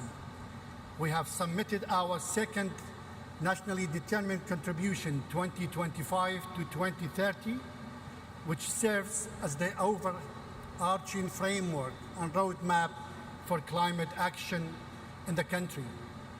In this document, we have raised our level of ambition to reduce greenhouse gases emissions in full commitment to the Paris Agreement and its provisions. In addition, we have launched 6 other key documents related to climate action. On the other hand, Iraq has taken a significant institutional step by establishing the State of Company for Carbon Economics, aimed at operationalizing the mechanism of Article 6 of the Paris Climate Agreement, engaging with regional and global market and put the foundation for a national carbon market. In today's conference, we reaffirm that Iraq is among the world's key contributors to global energy supply and will continue to play this vital role in ensuring the stability of energy and oil markets. However, in parallel, Iraq is advancing the implementation of clear and comprehensive plan to reduce carbon footprint of the energy and of oil industry, as well as to reduce methane emissions. This plan includes ending routine flaring of associated gas by 2028 and improving the efficiency of oil industry operations, expanding renewable energy capacity to reach 12,000 megawatts. In terms of exposure to climate change and the challenges of adaptation and environmental resilience, water scarcity has become an extensional challenge in Iraq, alongside waves of drought, desertification, and sand and dust storms are intensifying. The marshes of the southern of Iraq are experiencing frequent droughts that have affected more than 90% of their historical area. Similarly, the mountains and forests of Kurdistan region, as well as the natural ecosystem in eastern and western Iraq, face the same problem. The crisis threatens biodiversity, agriculture, undermines the livelihoods of local communities, increases displacement and migration, and disrupts the routes of the migratory birds. In recognizing the needs of our people, after decades of suffering and to increase greater resilience, the government of Iraq places climate action at the core of its national development plans. It also places youth, women, academic researchers, civil society, and the private sector at the heart of decision-making and implementation. Because climate action requires the participation of all, and because local knowledge and innovation are the driving forces of sustainable solutions. Iraq is also working to open doors and opportunities for cooperation with the neighboring countries to adopt joint regional adaptation plans and cross-border mega projects in the fields of water, agriculture, nature-based solutions, energy, and sustainable transport within the framework of the Paris Agreement. Regional cooperation remains the most effective path to maximize impact, reduce cost, and strengthen stability and integration among the people of the region in the face of climate change. In conclusion, we confirm that our message today present a roadmap framed by clear timelines, measurable actions, and partnerships built on trust and transparency.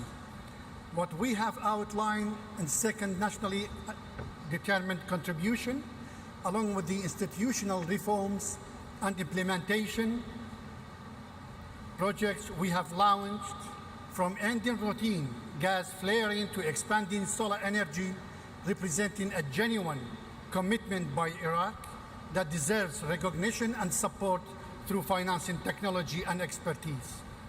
The success of this conference and the acceleration of the Paris Climate Agreement's implementation depends on strengthening climate funds and facilitating access to affordable and sustainable finance, supporting carbon markets with fair pricing mechanisms that stimulate and sustain green investment, and upholding commitments with the framework of common but differentiated responsibility. I thank you.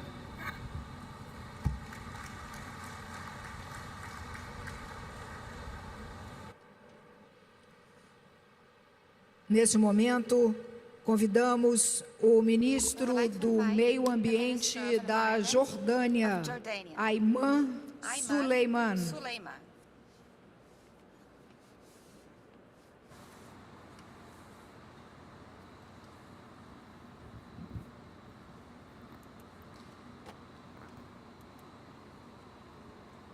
Bismillah ar-Rahman ar-Rahim.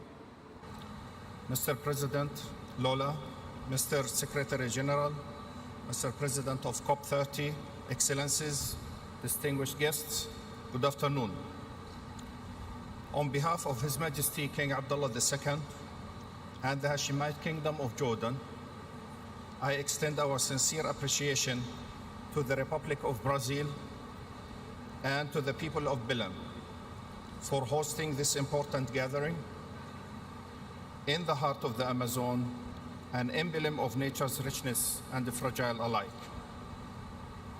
We convene once again as soon as the global family, united by the shared duty of safeguarding the planet and to protect the generations that will inherit it.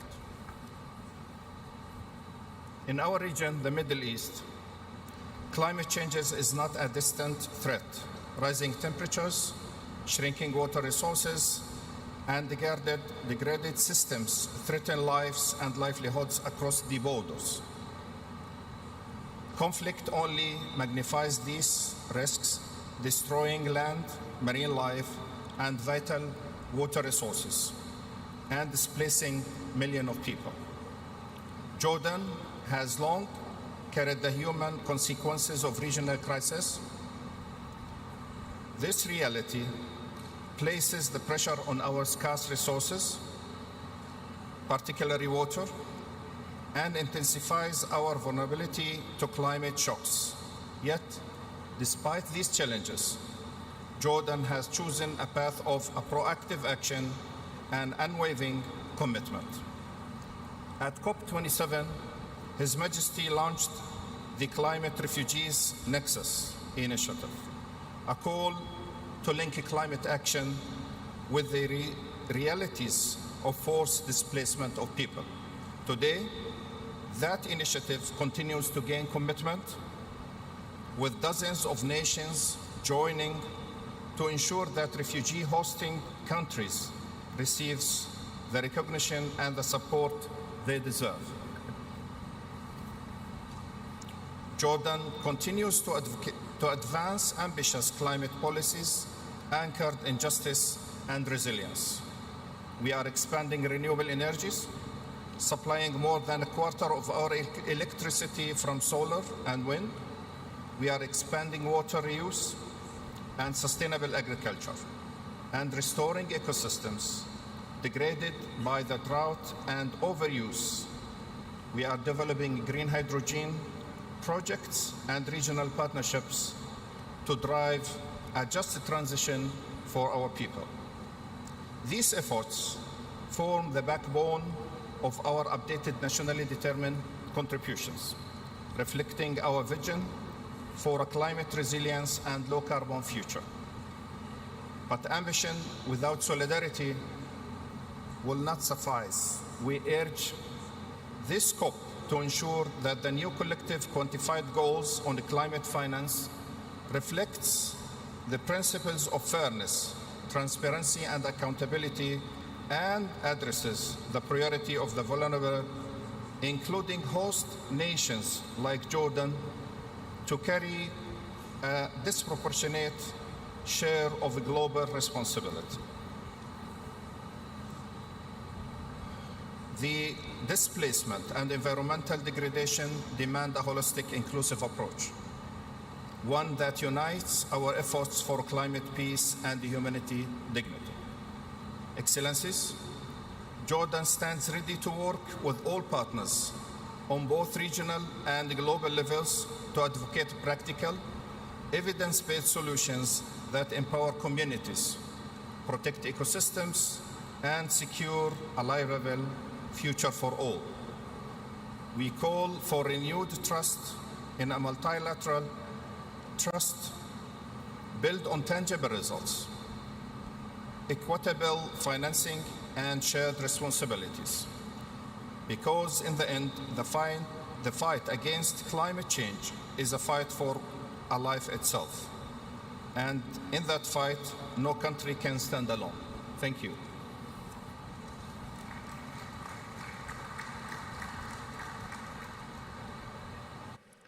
Convidamos agora o ministro do Meio Ambiente e diretor da Agência de Proteção Ambiental da Libéria, Emmanuel Kingurei Yarki Paolo.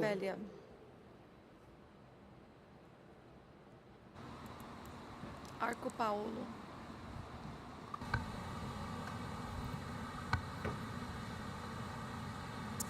Mr. President, Excellencies, distinguished ladies and gentlemen, on behalf of His Excellency Joseph Yuma Boakai, Senior President of the Republic of Liberia and the resilient, peace-loving people of Liberia, I extend our deepest appreciation to the government and people of Brazil for their hospitality and for hosting this landmark COP30 in Belem, the heart of the Amazon. Brazil's leadership in forest stewardship serves as a global example of how nations rich in natural capital can also lead in climate diplomacy and environmental justice. The setting of Belem, where the Amazon breathes the planet, is a fitting reminder that tropical forests everywhere must be preserved if humanity is to sustain its future. Liberia, for its part, holds over 40% of the remaining forests in West Africa, one of the most critical biodiversity hotspots on Earth. The forests are not merely national treasures, they are global lungs, capturing carbon, regulating rainfall, and supporting food and water security across the sub-region. Within their canopy lies a network of life that binds rural communities, sustain endangered species, and provide ecological services vital to regional and global stability. The protection of these forests is therefore not merely the Liberian responsibility, it is a global imperative. Liberia has demonstrated strong national leadership through the implementation of the nationally determined contribution, which commit to cutting greenhouse gas emissions by 64% by 2035. Yet, the path to this target requires more than ambition, it demands investment. The gap between our vision and available climate finance remains wide, threatening progress we have made towards adaptation, renewable energy, and sustainable livelihood.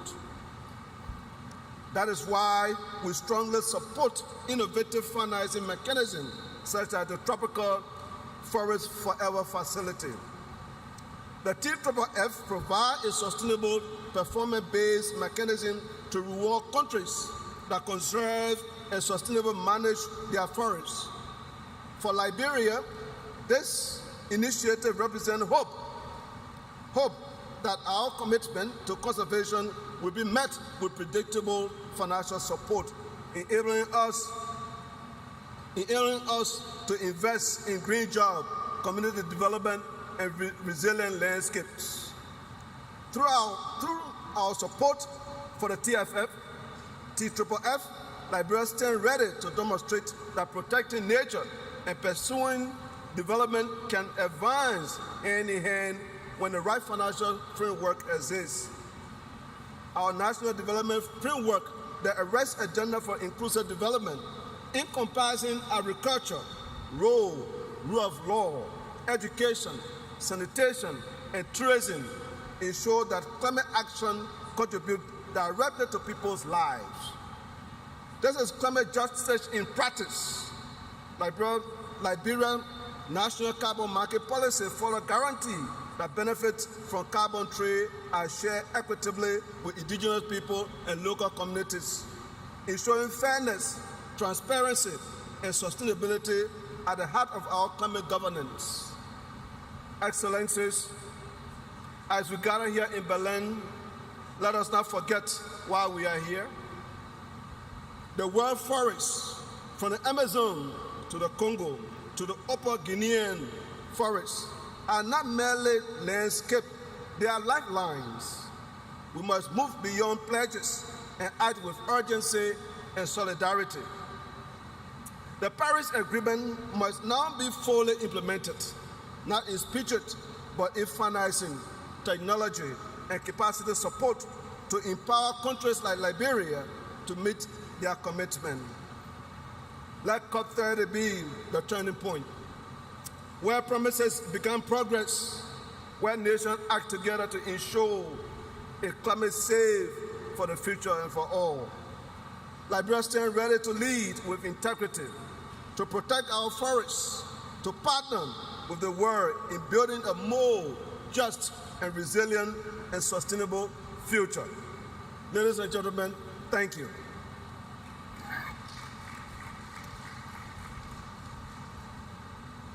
Convidamos nesse momento o ministro do Meio Ambiente da Mauritânia, Messouda Barhan Mohamed.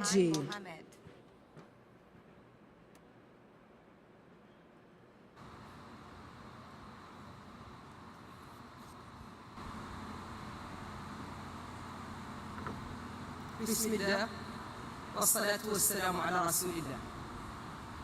أصحاب الفخامة والسمو والمعالي والسعادة، أيها الحضور الكريم، يشرفني أن أتحدث إليكم اليوم باسم فخامة رئيس الجمهورية السيد محمد الشيخ القزواني رئيس الجمهورية الإسلامية الموريتانية بمناسبة انعقاد هذه القمة لقادة مؤتمر الأطراف الثلاثين.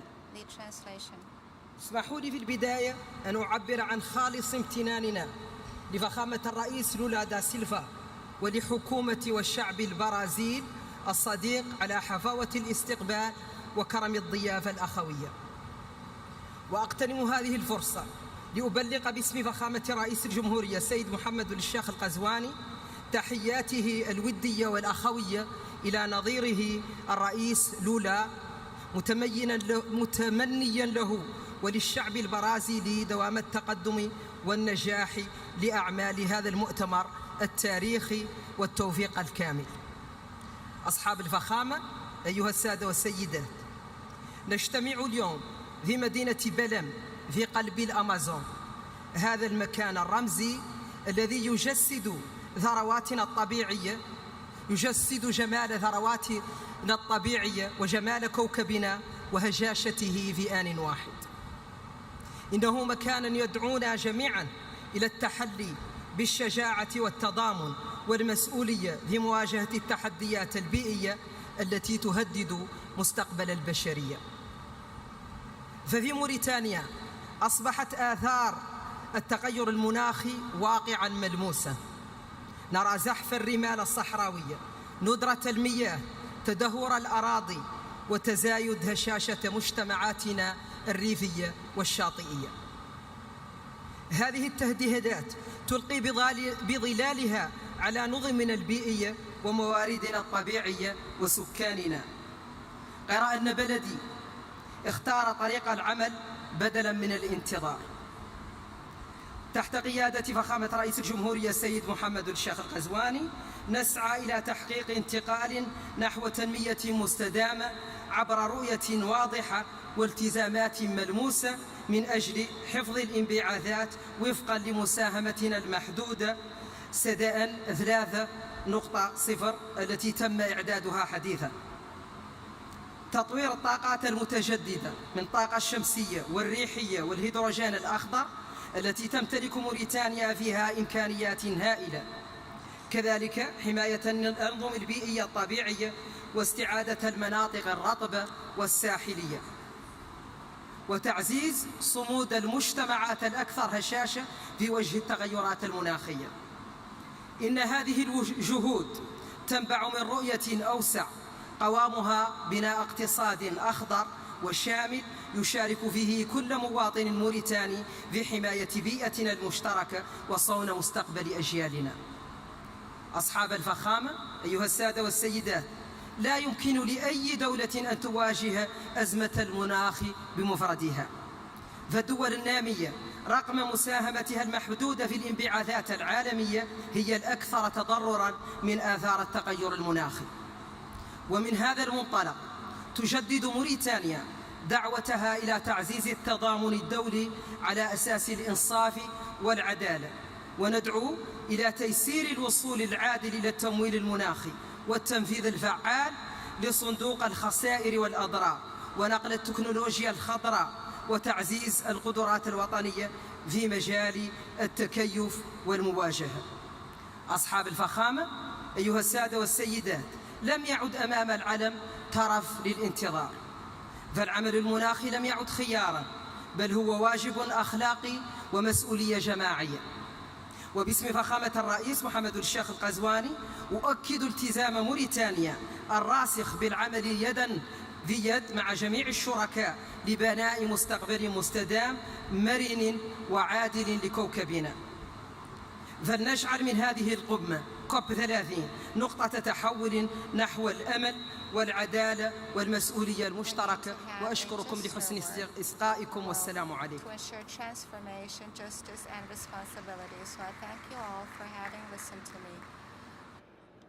Nesse momento, convidamos a ministra do Meio Ambiente do México, Alicia Isabel Adriana Bárcena Ibarra.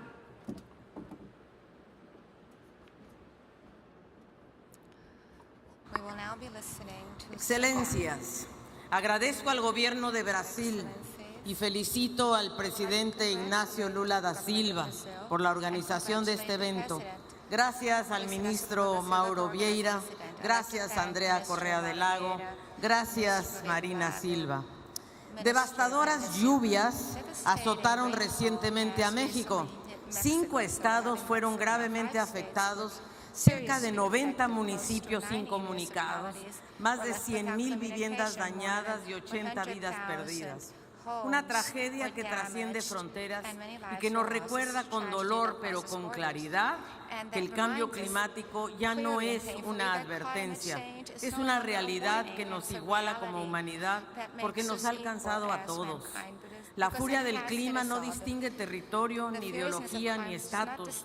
Es una fuerza que golpea sin compasión y su verdad es simplemente incontestable. Lo inaceptable es la parálisis del mundo ante ella, la dilución de la voluntad política en discursos políticamente correctos y vacíos, la cobardía disfrazada de diplomacia, la negación ante la ciencia que anestesia la acción. Pero sin embargo, en medio de esta tormenta, todavía encontramos un atisbo de esperanza. La esperanza no nace del optimismo ingenuo, nace de la conciencia del deber, porque esta acción climática no es independiente de nuestra condición humana. Es una responsabilidad que nos une como naciones y una convicción que nos define como generación. Su fuerza, su efectividad y su ambición está en nuestras manos, entre estas paredes, aquí y ahora. Aquí y ahora, en Belem, en esta 30ª Conferencia de las Naciones Unidas sobre Cambio Climático, convocada por la hermana República de Brasil, en esta COP de la verdad, la COP de América Latina y el Caribe, y me atrevo a decir la COP de la esperanza. Me honra representar a la presidenta Claudia Sheinbaum Pardo, primera presidenta mujer, y transmitirles un saludo fraterno. De su mano como científica, y a 10 años del Acuerdo de París, México reafirma su compromiso inquebrantable con la Convención Marco de las Naciones Unidas sobre Cambio Climático. Nuestro liderazgo en este proceso tiene nombre. Se llama la tercera contribución determinada a nivel nacional 3.0, la NDC 3.0. Una hoja de ruta integral para acelerar nuestra descarbonización y avanzar hacia un modelo de desarrollo más justo, más incluyente, más sostenible y más innovador. En materia regional, con espíritu de cooperación y solidaridad, México y Brasil convocamos a una reunión en agosto de este año, por primera vez a 22 países de América Latina y el Caribe, para construir una posición común hacia la COP30. La prioridad de esta región fue clara: adaptación y soluciones basadas en la naturaleza. Una de las estrategias ya efectivas en nuestra región, porque nuestra región es responsable tan solo de 11% de las emisiones globales de gases de efecto invernadero, y sin embargo es una de las más vulnerables y además es una de las que tiene la mayor biodiversidad tanto marina como terrestre. Estimamos, por ejemplo, que tan solo con recuperar 10% de los 1.450 kilómetros cuadrados de manglares mexicanos, podríamos reducir cerca de 19 millones de toneladas de carbono equivalente, que representan el 3% de nuestras emisiones nacionales del año 2024. El 15% de nuestro territorio está ocupado por selvas tropicales y manglares. Por eso reafirmamos nuestro compromiso por formar parte de la novedosa iniciativa Bosques Tropicales para Siempre, TFFF. De hecho, recientemente, entre México, Guatemala y Belice, creamos la Gran Selva Maya, que contiene 5.7 millones de hectáreas de selva tropical y que une el Petén con la zona maya mexicana. En nuestra NDC, la meta de mitigación al 2035 se enmarca en una visión de largo plazo, una brújula que orienta nuestros esfuerzos para alcanzar emisiones netas cero a mediados del siglo. Por primera vez, México presenta sus metas en términos absolutos. Nos comprometemos a alcanzar un máximo de emisiones netas entre 364 y 404 millones de toneladas de carbono equivalente, de manera no condicionada. Esto representa una reducción de más de 50% con respecto al escenario tendencial. México también asume una meta condicionada para no rebasar entre 332 y 363 millones de toneladas de carbono equivalente. La NDC-3 es una ruta para una nueva forma de industrialización en México, que se llama Plan México y que incluye a sectores estratégicos como el transporte, la generación eléctrica, la industria, la agricultura y ganadería, los residuos, petróleo y gas y construcción. Estamos además muy comprometidos a potenciar la economía circular para resolver el tema de residuos y plásticos, por lo menos, y reducir las emisiones de metano. La adaptación es uno de los principales elementos que contempla el Plan México, reforzando prevención, seguridad alimentaria y energética, conservación de biodiversidad, agua y protección de la infraestructura crítica. Tratamos el cambio climático como seguridad nacional. Ese será uno de los temas que estarán incluidos en la primera Política Nacional de Adaptación que se publicará en 2026. México está convencido de la importancia de las soluciones basadas en la naturaleza y que la compensación por mitigación con la naturaleza es una forma de alcanzar las metas de la NDC-2 y de la NDC-3. México está convencido, además, con gran conciencia, que los impactos que sufrimos por las lluvias, sequías y los huracanes debemos entonces incorporar un componente de pérdidas y daños y otro dedicado a medios de implementación para garantizar recursos, la tecnología y las capacidades. Incluimos además un componente transversal que integra la perspectiva de género, derechos humanos, transición justa y la equidad intergeneracional. Reconoce a los pueblos indígenas, a los afromexicanos y mexicanas, a mujeres, infancias y jóvenes como víctimas por su alta vulnerabilidad al cambio climático, pero también como protagonistas para esta transformación. En resumen, la NDC 3.0 se estructura en 5 pilares: mitigación, adaptación, pérdidas y daños, medios de implementación, condiciones habilitadoras y temas transversales. Así, México contribuye al combate global al cambio climático con profundo sentido de responsabilidad, con ambición y con visión de Estado. Esta NDC 3.0 no es un documento solamente, es una hoja de ruta de toda una nación hacia el futuro que merecemos. Se construyó mediante un proceso muy participativo y deliberativo conforme al Acuerdo de Escazú y se basa en la mejor ciencia disponible.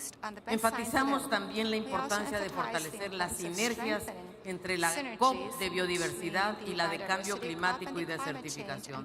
El río Trío, ese río Trío que se construyó en Brasil en 1992 y de medir sobre todo y reportar de manera conjunta para diseñar taxonomías que permitan reconocer las metodologías para valorar la biodiversidad y los ecosistemas marinos y terrestres como grandes sumideros de carbono y fuentes de inversión económica. Pero no medir por separado en cada convención o en cada tratado. Se trata de medir juntos y tener metodologías compatibles. Debemos avanzar en esta armonización de métodos para internacionalizar, por ejemplo, el comercio de carbono que hoy ocurre en territorios limitados o solo a nivel nacional. No hay tiempo que perder. Cada décima de grado importa porque cada decisión cuenta. Cada retraso se traduce en pérdidas y daños irreparables, en vidas humanas, en ecosistemas devastados, en comunidades en riesgo. Por eso nuestra nueva NDC es una prueba de nuestro compromiso hacia una acción climática ambiciosa, transformadora e integral. Ninguna nación, ninguna, puede recorrer esta crisis sola. Aquí y ahora reafirmamos el valor del multilateralismo. Es imperativo actuar juntos y actuar simultáneamente y además hacerlo no solo con la sumatoria de las NDCs, sino también con una acción de financiamiento que cumpla con el artículo 9.1 del Acuerdo de París. Hoy en la COP30 no venimos a hablar del futuro que tememos, sino del futuro que aún podemos construir. Porque hoy la esperanza no es una palabra vacía, es una acción colectiva que exige nuestra valentía. Valentía de invertir en la vida y no en el carbono. Valentía de mirar a nuestras hijas e hijos y decirles, hicimos todo lo que estaba en nuestras manos. Señoras y señores, aún tenemos tiempo para llegar y salvaguardar la meta de 1.5 grados, pero la ventana de oportunidad se está cerrando. Hoy más importante que nunca, es imperativo que la COP concluya con una señal política clara de nuestra determinación por corregir el modelo de desarrollo y el rumbo. En términos gramscianos, es momento de dejar morir el viejo mundo para dejar uno nuevo, un mundo en el que podamos vivir en armonía con la naturaleza sin dejar a nadie atrás. Por eso quiero recordar para finalizar las palabras que el entonces presidente de Estados Unidos, Barack Obama, pronunció hace 10 años cuando se firmó el Acuerdo de París. Y Obama dijo, somos la primera generación en experimentar los efectos del cambio climático y la última que tendrá la oportunidad de revertirlos. Muchas gracias.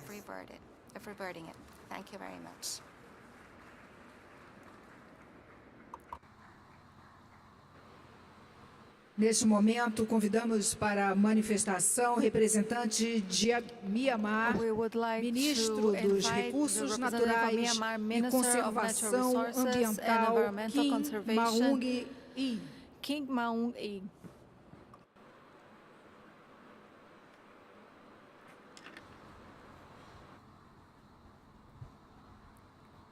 Mr. President, Excellency, distinguished delegates, it is my distinct honor to deliver these statements on behalf of the government of the Republic of the Union of Myanmar. We begin by expressing our sincere appreciation to the government of Brazil for its leadership in convening these pivotal summits and for the excellent arrangements. Myanmar is a Southeast Asian nation bordered by India, Bangladesh, China, Laos, and Thailand, with a coastline along the Andaman Sea and the Bay of Bengal. Our country is a globally recognized biodiversity hotspot, and with a rich variety of forest ecosystems, from tropical rainforests and mangrove to high-altitude alpine forests. These invaluable natural resources are national priorities, with forests covering approximately 42.19% of our land area. Excellency, ladies and gentlemen, the gravity of the climate crisis is felt acutely in Myanmar. As a nation endowed with significant forest cover and biodiversity, yet ranked Among the most vulnerable to climate impacts, we recognize this summit not merely as a meeting, but as an indispensable forum for dialogue, partnership, and collective ambition. Guided by our Myanmar climate change strategy and our NDCs, we've placed the forestry sector at the core of our climate action. We are actively implementing measures to promote renewable energy, enhance energy efficiency, and advance climate-smart agriculture.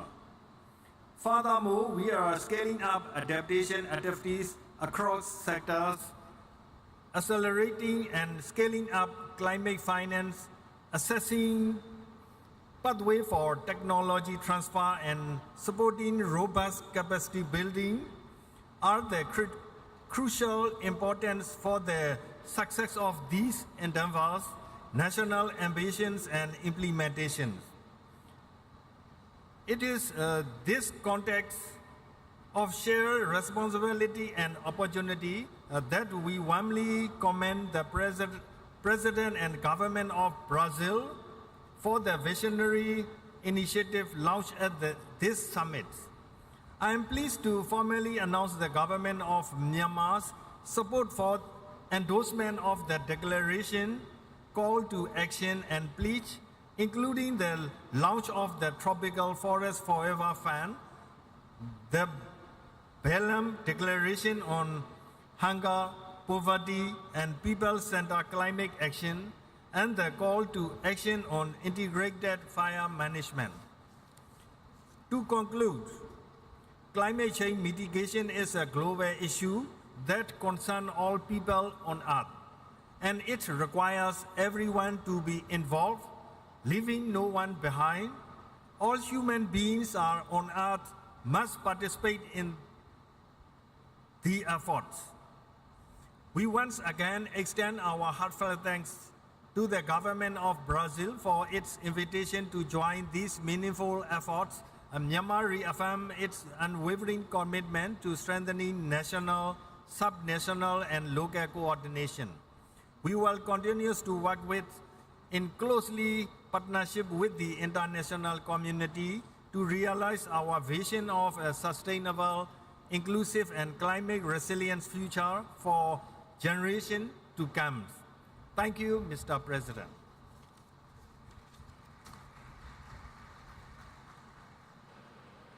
Convidamos agora o ministro do Meio Ambiente de Oman, Abdullah Ali Anhi.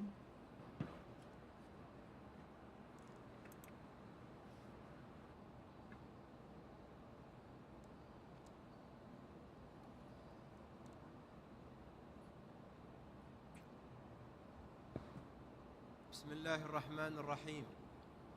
فخامة الرئيس لويس إناسيو لولا رئيس الجمهورية البرازيلية President Luiz Inácio Lula da Silva, President of Brazil, والسمو dear friend, excellencies, highnesses, and distinguished guests, honorable presents, may the peace, mercy, and blessings of God be upon you. I would like to begin with sincere thanks and gratitude of the government, of the people,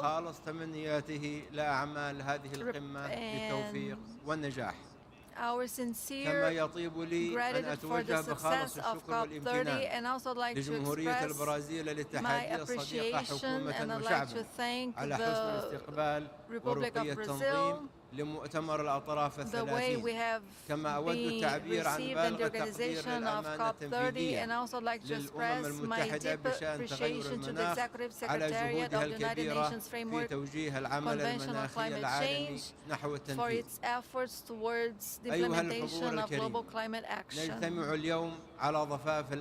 Ladies and gentlemen, now we are on the banks of the Amazon River, the lungs of the planet, and a lifeline in light of the great concerns about the impact of climate change across the entire ecosystem and with the consequences of climate change. And that's what we can see وفقدان in our التنوع human الحيوي civilization. وحرائق So rising الغابات temperatures, لم melting تترك ice, مجالا loss of للشك من أن biodiversity, التغير المناخي forest fires, حقيقة لا يمكن تجاهلها. and also الأمر climate الذي change, يضعنا it's a جميعا reality that أمام cannot be مسؤوليات ignored. وطنية وعالمية And now لتسريع place وتيرة us before العمل national global المناخي responsibility وتضافر to الجهود، accelerate the pace of خاصة work, بعد مخرجات التقرير التجميعي especially after the للمساهمات findings المحددة of the وطنيا latest climate الصادر report بنهاية and أكتوبر the الماضي، efforts والذي أظهرت by the نتائجه end of بأن October العمل of last المناخي year لا about the يزال دون NDCs طموح. and the work of أيها the الحضور الكريم، climate action إن that وراء still هذا lacks الأداء المتواضع ambition. So, عدة ladies and تحديات gentlemen, رئيسية، أهمها we الحوكمة have العتيقة لمؤسسات النظام challenges, البيئي and العالمية foremost, والإجراءات البطيئة we have this والمعقدة legacy in لمنظومات our التمويل، government إذ أن العالم قد أصبح working مشتتا بين with القمم والمؤتمرات البيئية والمناخية، financing system. وأصبح So the world منغمسا has في been إعداد distracted by التقارير الفنية series of العديدة، environmental and climate وكل ذلك summits and على حساب conferences. الوقت We have والجهد technical reports, والموارد، all وبالنتيجة على حساب time التنفيذ. consuming, وعلى الضفة الأخرى and فإن often تعهدات at the التمويل expenses كثيرة of جدا، implementation. So والمتحقق meanwhile, منها financial قليل، pledges بل وأن abound, المتحقق منها لا but we تتمكن don't الدول see المستحقة من الوصول إليه، وإن وصلت تصل بعد جهد وعناء، وهذا أمر طبيعي في ظل غياب المعايير وضبابية الإجراءات. أيها الحضور الكريم، طالما النظام البيئي للكوكب نظام واحد لا يتجزأ، وطالما الاتفاقيات البيئية الثلاثة التي أقرت هنا في البرازيل تعالج قضية واحدة وهي قضية النظام البيئي، فمن الضروري مراجعة المنظومة المؤسسية البيئية العالمية التي نعمل من خلالها، والتي تدير ملفات الحاضر والمستقبل بحوكمة الماضي، مما أدى إلى تشتت الجهود وبطء الإجراءات.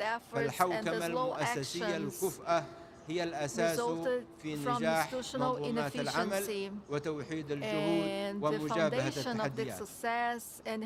أيها الحضور الكريم، إن بلدي سلطنة عمان يمضي بثبات وإصرار نحو تحقيق أهدافه البيئية والمناخية، إيمانا منه بأن تحول المناخي ليس عبئا بل فرصة اقتصادية وتنموية كبرى، إذ أن الاستثمارات في الطاقة النظيفة والبنية التحتية المستدامة والذكاء المناخي قد أصبحت محركات النمو في القرن ال21، ولذا فقد وضعت رؤيتنا الوطنية عمان 2040 متطلبات الاتفاقيات البيئية الثلاثة كأجندة وطنية رئيسية، ومضت قدما في تطبيق الاستراتيجية الوطنية للحياد الصفري وتفعيل السجل الوطني للكربون وتطوير سياسات المادة 6 من اتفاق باريس. كما تعمل سلطنة عمان على تنفيذ العديد من مشاريع التكيف مع التغيرات المناخية، ومنها نظام الإنذار المبكر ومنظومات الحماية من الفيضانات وتشييد المدن المرنة والمستدامة، إضافة إلى التوسع في تبني الحلول القائمة على الطبيعة. ومن هذا المنطلق تؤكد سلطنة عمان على أن التنمية والاستدامة مساران متكاملان لا متعارضان، وأن تحقيق انتقال عادل ومنصف هو الطريق لضمان مستقبل آمن واقتصاد مزدهر ومستدام، وأن صون البيئة هو الاستثمار الأمثل في مستقبل الأجيال القادمة والركيزة الحقيقية لرفاه الشعوب. شكرا لكم والسلام عليكم ورحمة الله وبركاته.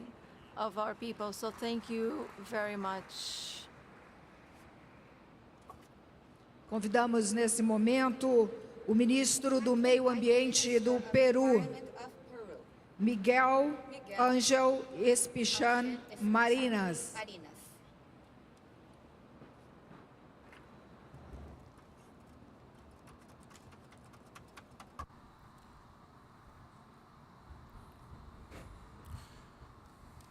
Señor Presidente de la República Federativa de Brasil, Excelencias, distinguidos jefes de delegación, ministras y ministros, traigo el saludo de nuestro presidente José Gerí Oré, Somos el cuarto país con mayor superficie de bosques tropicales del mundo, con más de 68 millones de hectáreas de bosque amazónico que cubre casi el 60% del territorio nacional.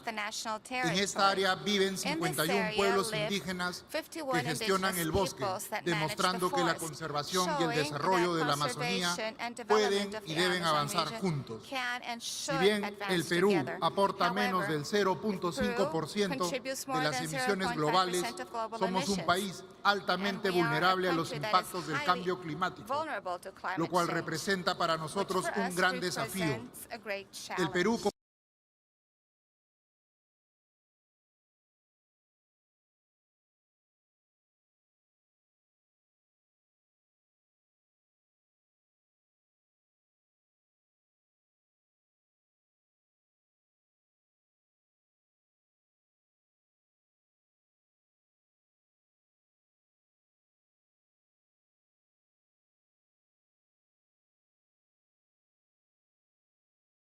ha logrado reforzar nuestro compromiso con la conservación de cerca de 5 billones de hectáreas de bosques en beneficio de más de 30.000 familias amazónicas.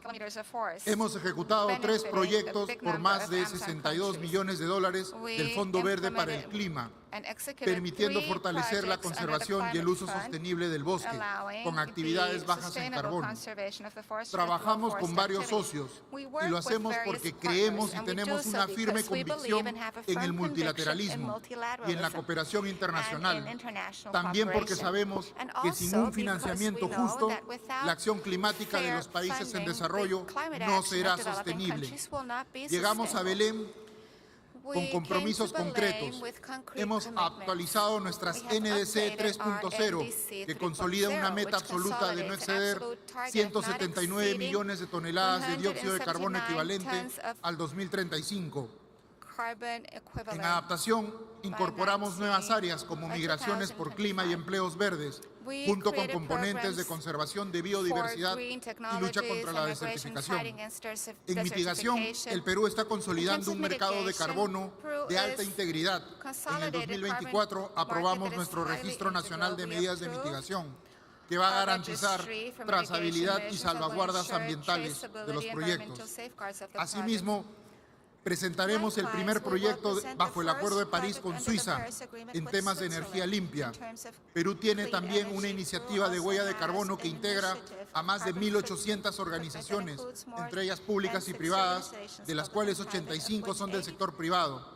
También vamos a presentar nuestro centro de monitoreo multipropósito que produce información coherente y verificable sobre emisiones y bosques. Innovamos también como herramienta, la primera herramienta en América Latina que identifica los riesgos climáticos y acciones de adaptación en el sector privado. El ámbito forestal es una prioridad. El mercado de carbono es una de nuestras principales apuestas. Impulsamos el programa nacional Red Plus y el programa Red Indígena Jurisdiccional, reconociendo la conservación de 7 millones de hectáreas amazónicas gestionada por pueblos indígenas. Sin embargo, también hay amenazas. Los incendios forestales se han convertido en una de las mayores amenazas para la Amazonía. En el 2024 se han registrado más de 10.000 incendios, generando alrededor del 15% de las emisiones del sector UTCUT. Perú asumió el liderazgo regional al presidir la Red Amazónica de Manejo Integral del Fuego y nos adherimos a la declaración impulsada por Brasil que se llama sobre la acción de gestión integral del fuego y la resiliencia frente a los incendios forestales. Respaldamos con entusiasmo el Tropical Forest Forever Facility, que reconoce el valor global de los bosques. Por eso el Perú viene trabajando en sus condiciones técnicas y de transparencia para su implementación. Esta COP30 lanzaremos nuestro paquete país en el marco del FCLP, una propuesta para movilizar recursos hacia la Amazonía y que buscamos apalancar 30 millones de dólares. Lideramos con Brasil y Noruega el compromiso de la tenencia de la tierra. Todo este conjunto de acciones demuestra un mismo mensaje. La acción climática en el Perú es una política de Estado. Estamos cumpliendo, estamos invirtiendo y estamos proponiendo soluciones efectivas. Pero necesitamos socios que crean en esta visión y nos ayuden o sigan ayudando a escalarla. Invertir en el Perú es invertir en la Amazonía, en su biodiversidad de ecosistemas, de especies y de genes, y sin duda en la estabilidad climática del planeta. Muchas gracias. Stability of the planetary climate. Thank you all.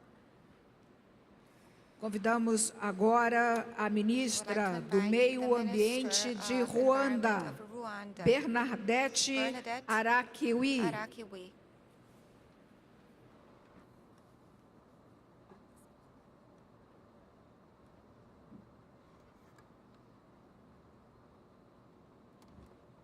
His Excellency, President Luiz Inacio Lula da Silva, distinguished heads of states and government, Your Excellencies, esteemed delegates, fellow leaders. I take this moment to convey greetings from His Excellency Paul Kagame, the President of Rwanda, whom I have the honor of representing at this summit. And we express our gratitude to the Federative Republic of Brazil and the State of Para for a warm hospitality. Ladies and gentlemen, Rwanda arrives in Belem with both resolve and hope. We commend Brazil for centering COP30 on implementation, inclusion, and forests. And these are principles that mirror our own journey of turning vulnerability to action. In May 2023, devastating floods across Rwanda claimed more than 130 lives and resulted in almost $200 million in damage, all in just 24 hours. Sadly, this was not an isolated tragedy, but another example of how much damage can be done in one single climatic event. However, Rwanda refuses to be defined solely by its vulnerability. Our climate action is coupled with economic empowerment while also placing women, youth, and children at the forefront. Through our landscape restoration initiatives, Rwanda is on its way to restoring 2 million hectares of degraded land, transforming barren hills into thriving forests and farmlands. Our forest cover has also grown to 30%, a testament to our commitment to restoring ecosystems. In Kigali, we are restoring 5 major wetlands into natural flood buffers to protect our capital while creating green spaces for the city's residents and visitors to enjoy. What was once seen as wastelands is becoming a living shield against climate shocks. With less than a decade to keep the 1.5 degrees Celsius goal within reach, Rwanda's updated nationally determined contributions, our NDC 3.0, has an economy-wide target of reducing emissions by 53% by 2035, while also strengthening resilience across every sector of our economy. Through this ambition, we aim to demonstrate that climate action and economic development are not opposing forces, but rather mutually reinforcing imperatives. As we move from Baku to Belem, Rwanda looks forward to agreeing on a clear roadmap to deliver the $3 billion annual commitment agreed up at COP29, while charting a path towards the more realistic goal of at least $1.3 trillion per year by 2030. Rwanda advocates for accessible, predictable, and equitable climate finance, as well as a loss and damage fund that meets the needs of the most vulnerable. Capacity building and technology transfer that empowers domestic climate action must also be prioritized. Rwanda will continue to work with partners to ensure the global goal on adaptation achieves its potential through indicators that measure both adaptation progress and the adequacy of adaptation finance. We commend Brazil for placing forests at the core of COP30, not merely as carbon sinks, but as living ecosystems that sustain biodiversity, livelihoods, and climate resilience. And yesterday's launch of the Tropical Forest Forever facility offers a transformative model for rewarding conservation at scale. Rwanda also supports Brazil's call for COP30 to be a moment to deliver real action and for all parties to submit enhanced NDCs that are aligned with the 1.5 degrees Celsius target. Your Excellencies, the choice before us is clear. We can continue with incremental progress while the planet burns, or we can rise to meet the scale of this crisis. The fossil fuel era is drawing to a close. We must now ensure the transition is just, inclusive, and equitable. Rwanda's message is clear. Climate vulnerability must not dictate our future. Ambitious climate actions grounded in restoration, inclusion, and green growth is not only possible, but essential for all nations. And the world must match such ambition with finance that is accessible, predictable, and just. Let Belem mark the moment when every nation, regardless of size or emissions, has the tools to thrive in a safe, equitable, and resilient world. I thank you.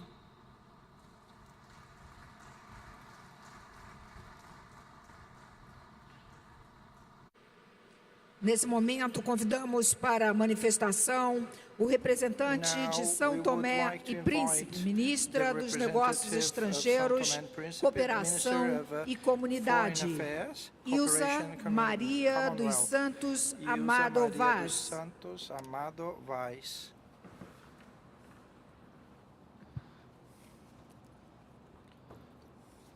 Sua Excelência, Senhor Presidente Your da Excellency, República the Federativa do President Brasil, of the Federative Lula da Silva, Republic of Brazil, Suas Excelências, Lula da Senhores Silva, Presidentes, chefes Your dos governos Excellencies, e os Presidents, representantes Heads dos of State and Estados-membros, Representatives of State Sua of Member Excelência, States, Senhor Presidente da Your Excellency, the COP30, President of representantes das COP30, organizações representatives from internacionais, international senhoras organizations, e senhores, ladies and gentlemen. é com profunda honra I am e profoundly elevado honored sentimento de responsabilidade and que tomo palavra em nome da my Sua Excelência, o Presidente da that I'm República here on Democrática behalf de of the São Tomé e President of the Príncipe, Democratic nesta Cimeira Republic do of São Clima Tomé and que Príncipe, nos in reúne this climate em Belém, summit, cidade where de we have come encontros, together de partidas e de esperança. in Belém, a city Permitam-me, of antes de mais, hope. transmitir as fraternas In addition, I would saudações like to da Sua express Excelência, Sr. the greetings Presidente of da His República, Excellency, Carlos Villanova, the President of e the expressar Republic, o nosso Carlos reconhecimento Villanova, and pela express organização our deste importante appreciation evento, for no the momento em hosting que o of this mundo important enfrenta meeting de forma when cada vez the mais world has evidente been os efeitos more reais and das more mudanças climáticas. affected by Hoje, the effects Belém of climate volta a change. ser o ponto de Today, partida não para the novas starting descobertas point, geográficas, mas para um novo pacto com o Belém is the planeta. starting point not for A humanidade geographical chegou discoveries, a um but momento for em que já não a critical basta point of the compreender a planet. We have crise come to a point climática. where it's É not enough to preciso understand the agir com climate urgência, crisis. convicção, We need to act justiça e urgently solidariedade. with justice, As alterações conviction and climáticas não solidarity. conhecem Climate fronteiras, change mas are atingem-nos transboundary, de forma desigual. but Os they pequenos affect estados us insulares, como unequally. São Tomé e Small Príncipe, island states such enfrentam as São Tomé and vulnerabilidades Príncipe multidimensionais, face multidimensional agravadas pelas vulnerabilities mudanças that are climáticas. worsened A by subida do nível do climate mar, change. a erosão costeira, Sea level os rise, fenómenos coastal meteorológicos erosion, extremos, extreme as weather inundações, events, a destruição floods, de infraestruturas destruction básicas of e a insegurança primary alimentar infrastructure são and realidades food que afetam insecurity gravemente as are nossas real populações, and comprometendo seriously o affect our desenvolvimento population, sustentável and they e o undermine futuro das sustainable próximas development gerações. and the future O of que para coming alguns é generations, projeção científica, which for some para nós is é vida scientific cotidiana. Mas São Tomé e Príncipe theory, for us recusa o papel is de real vítima. life.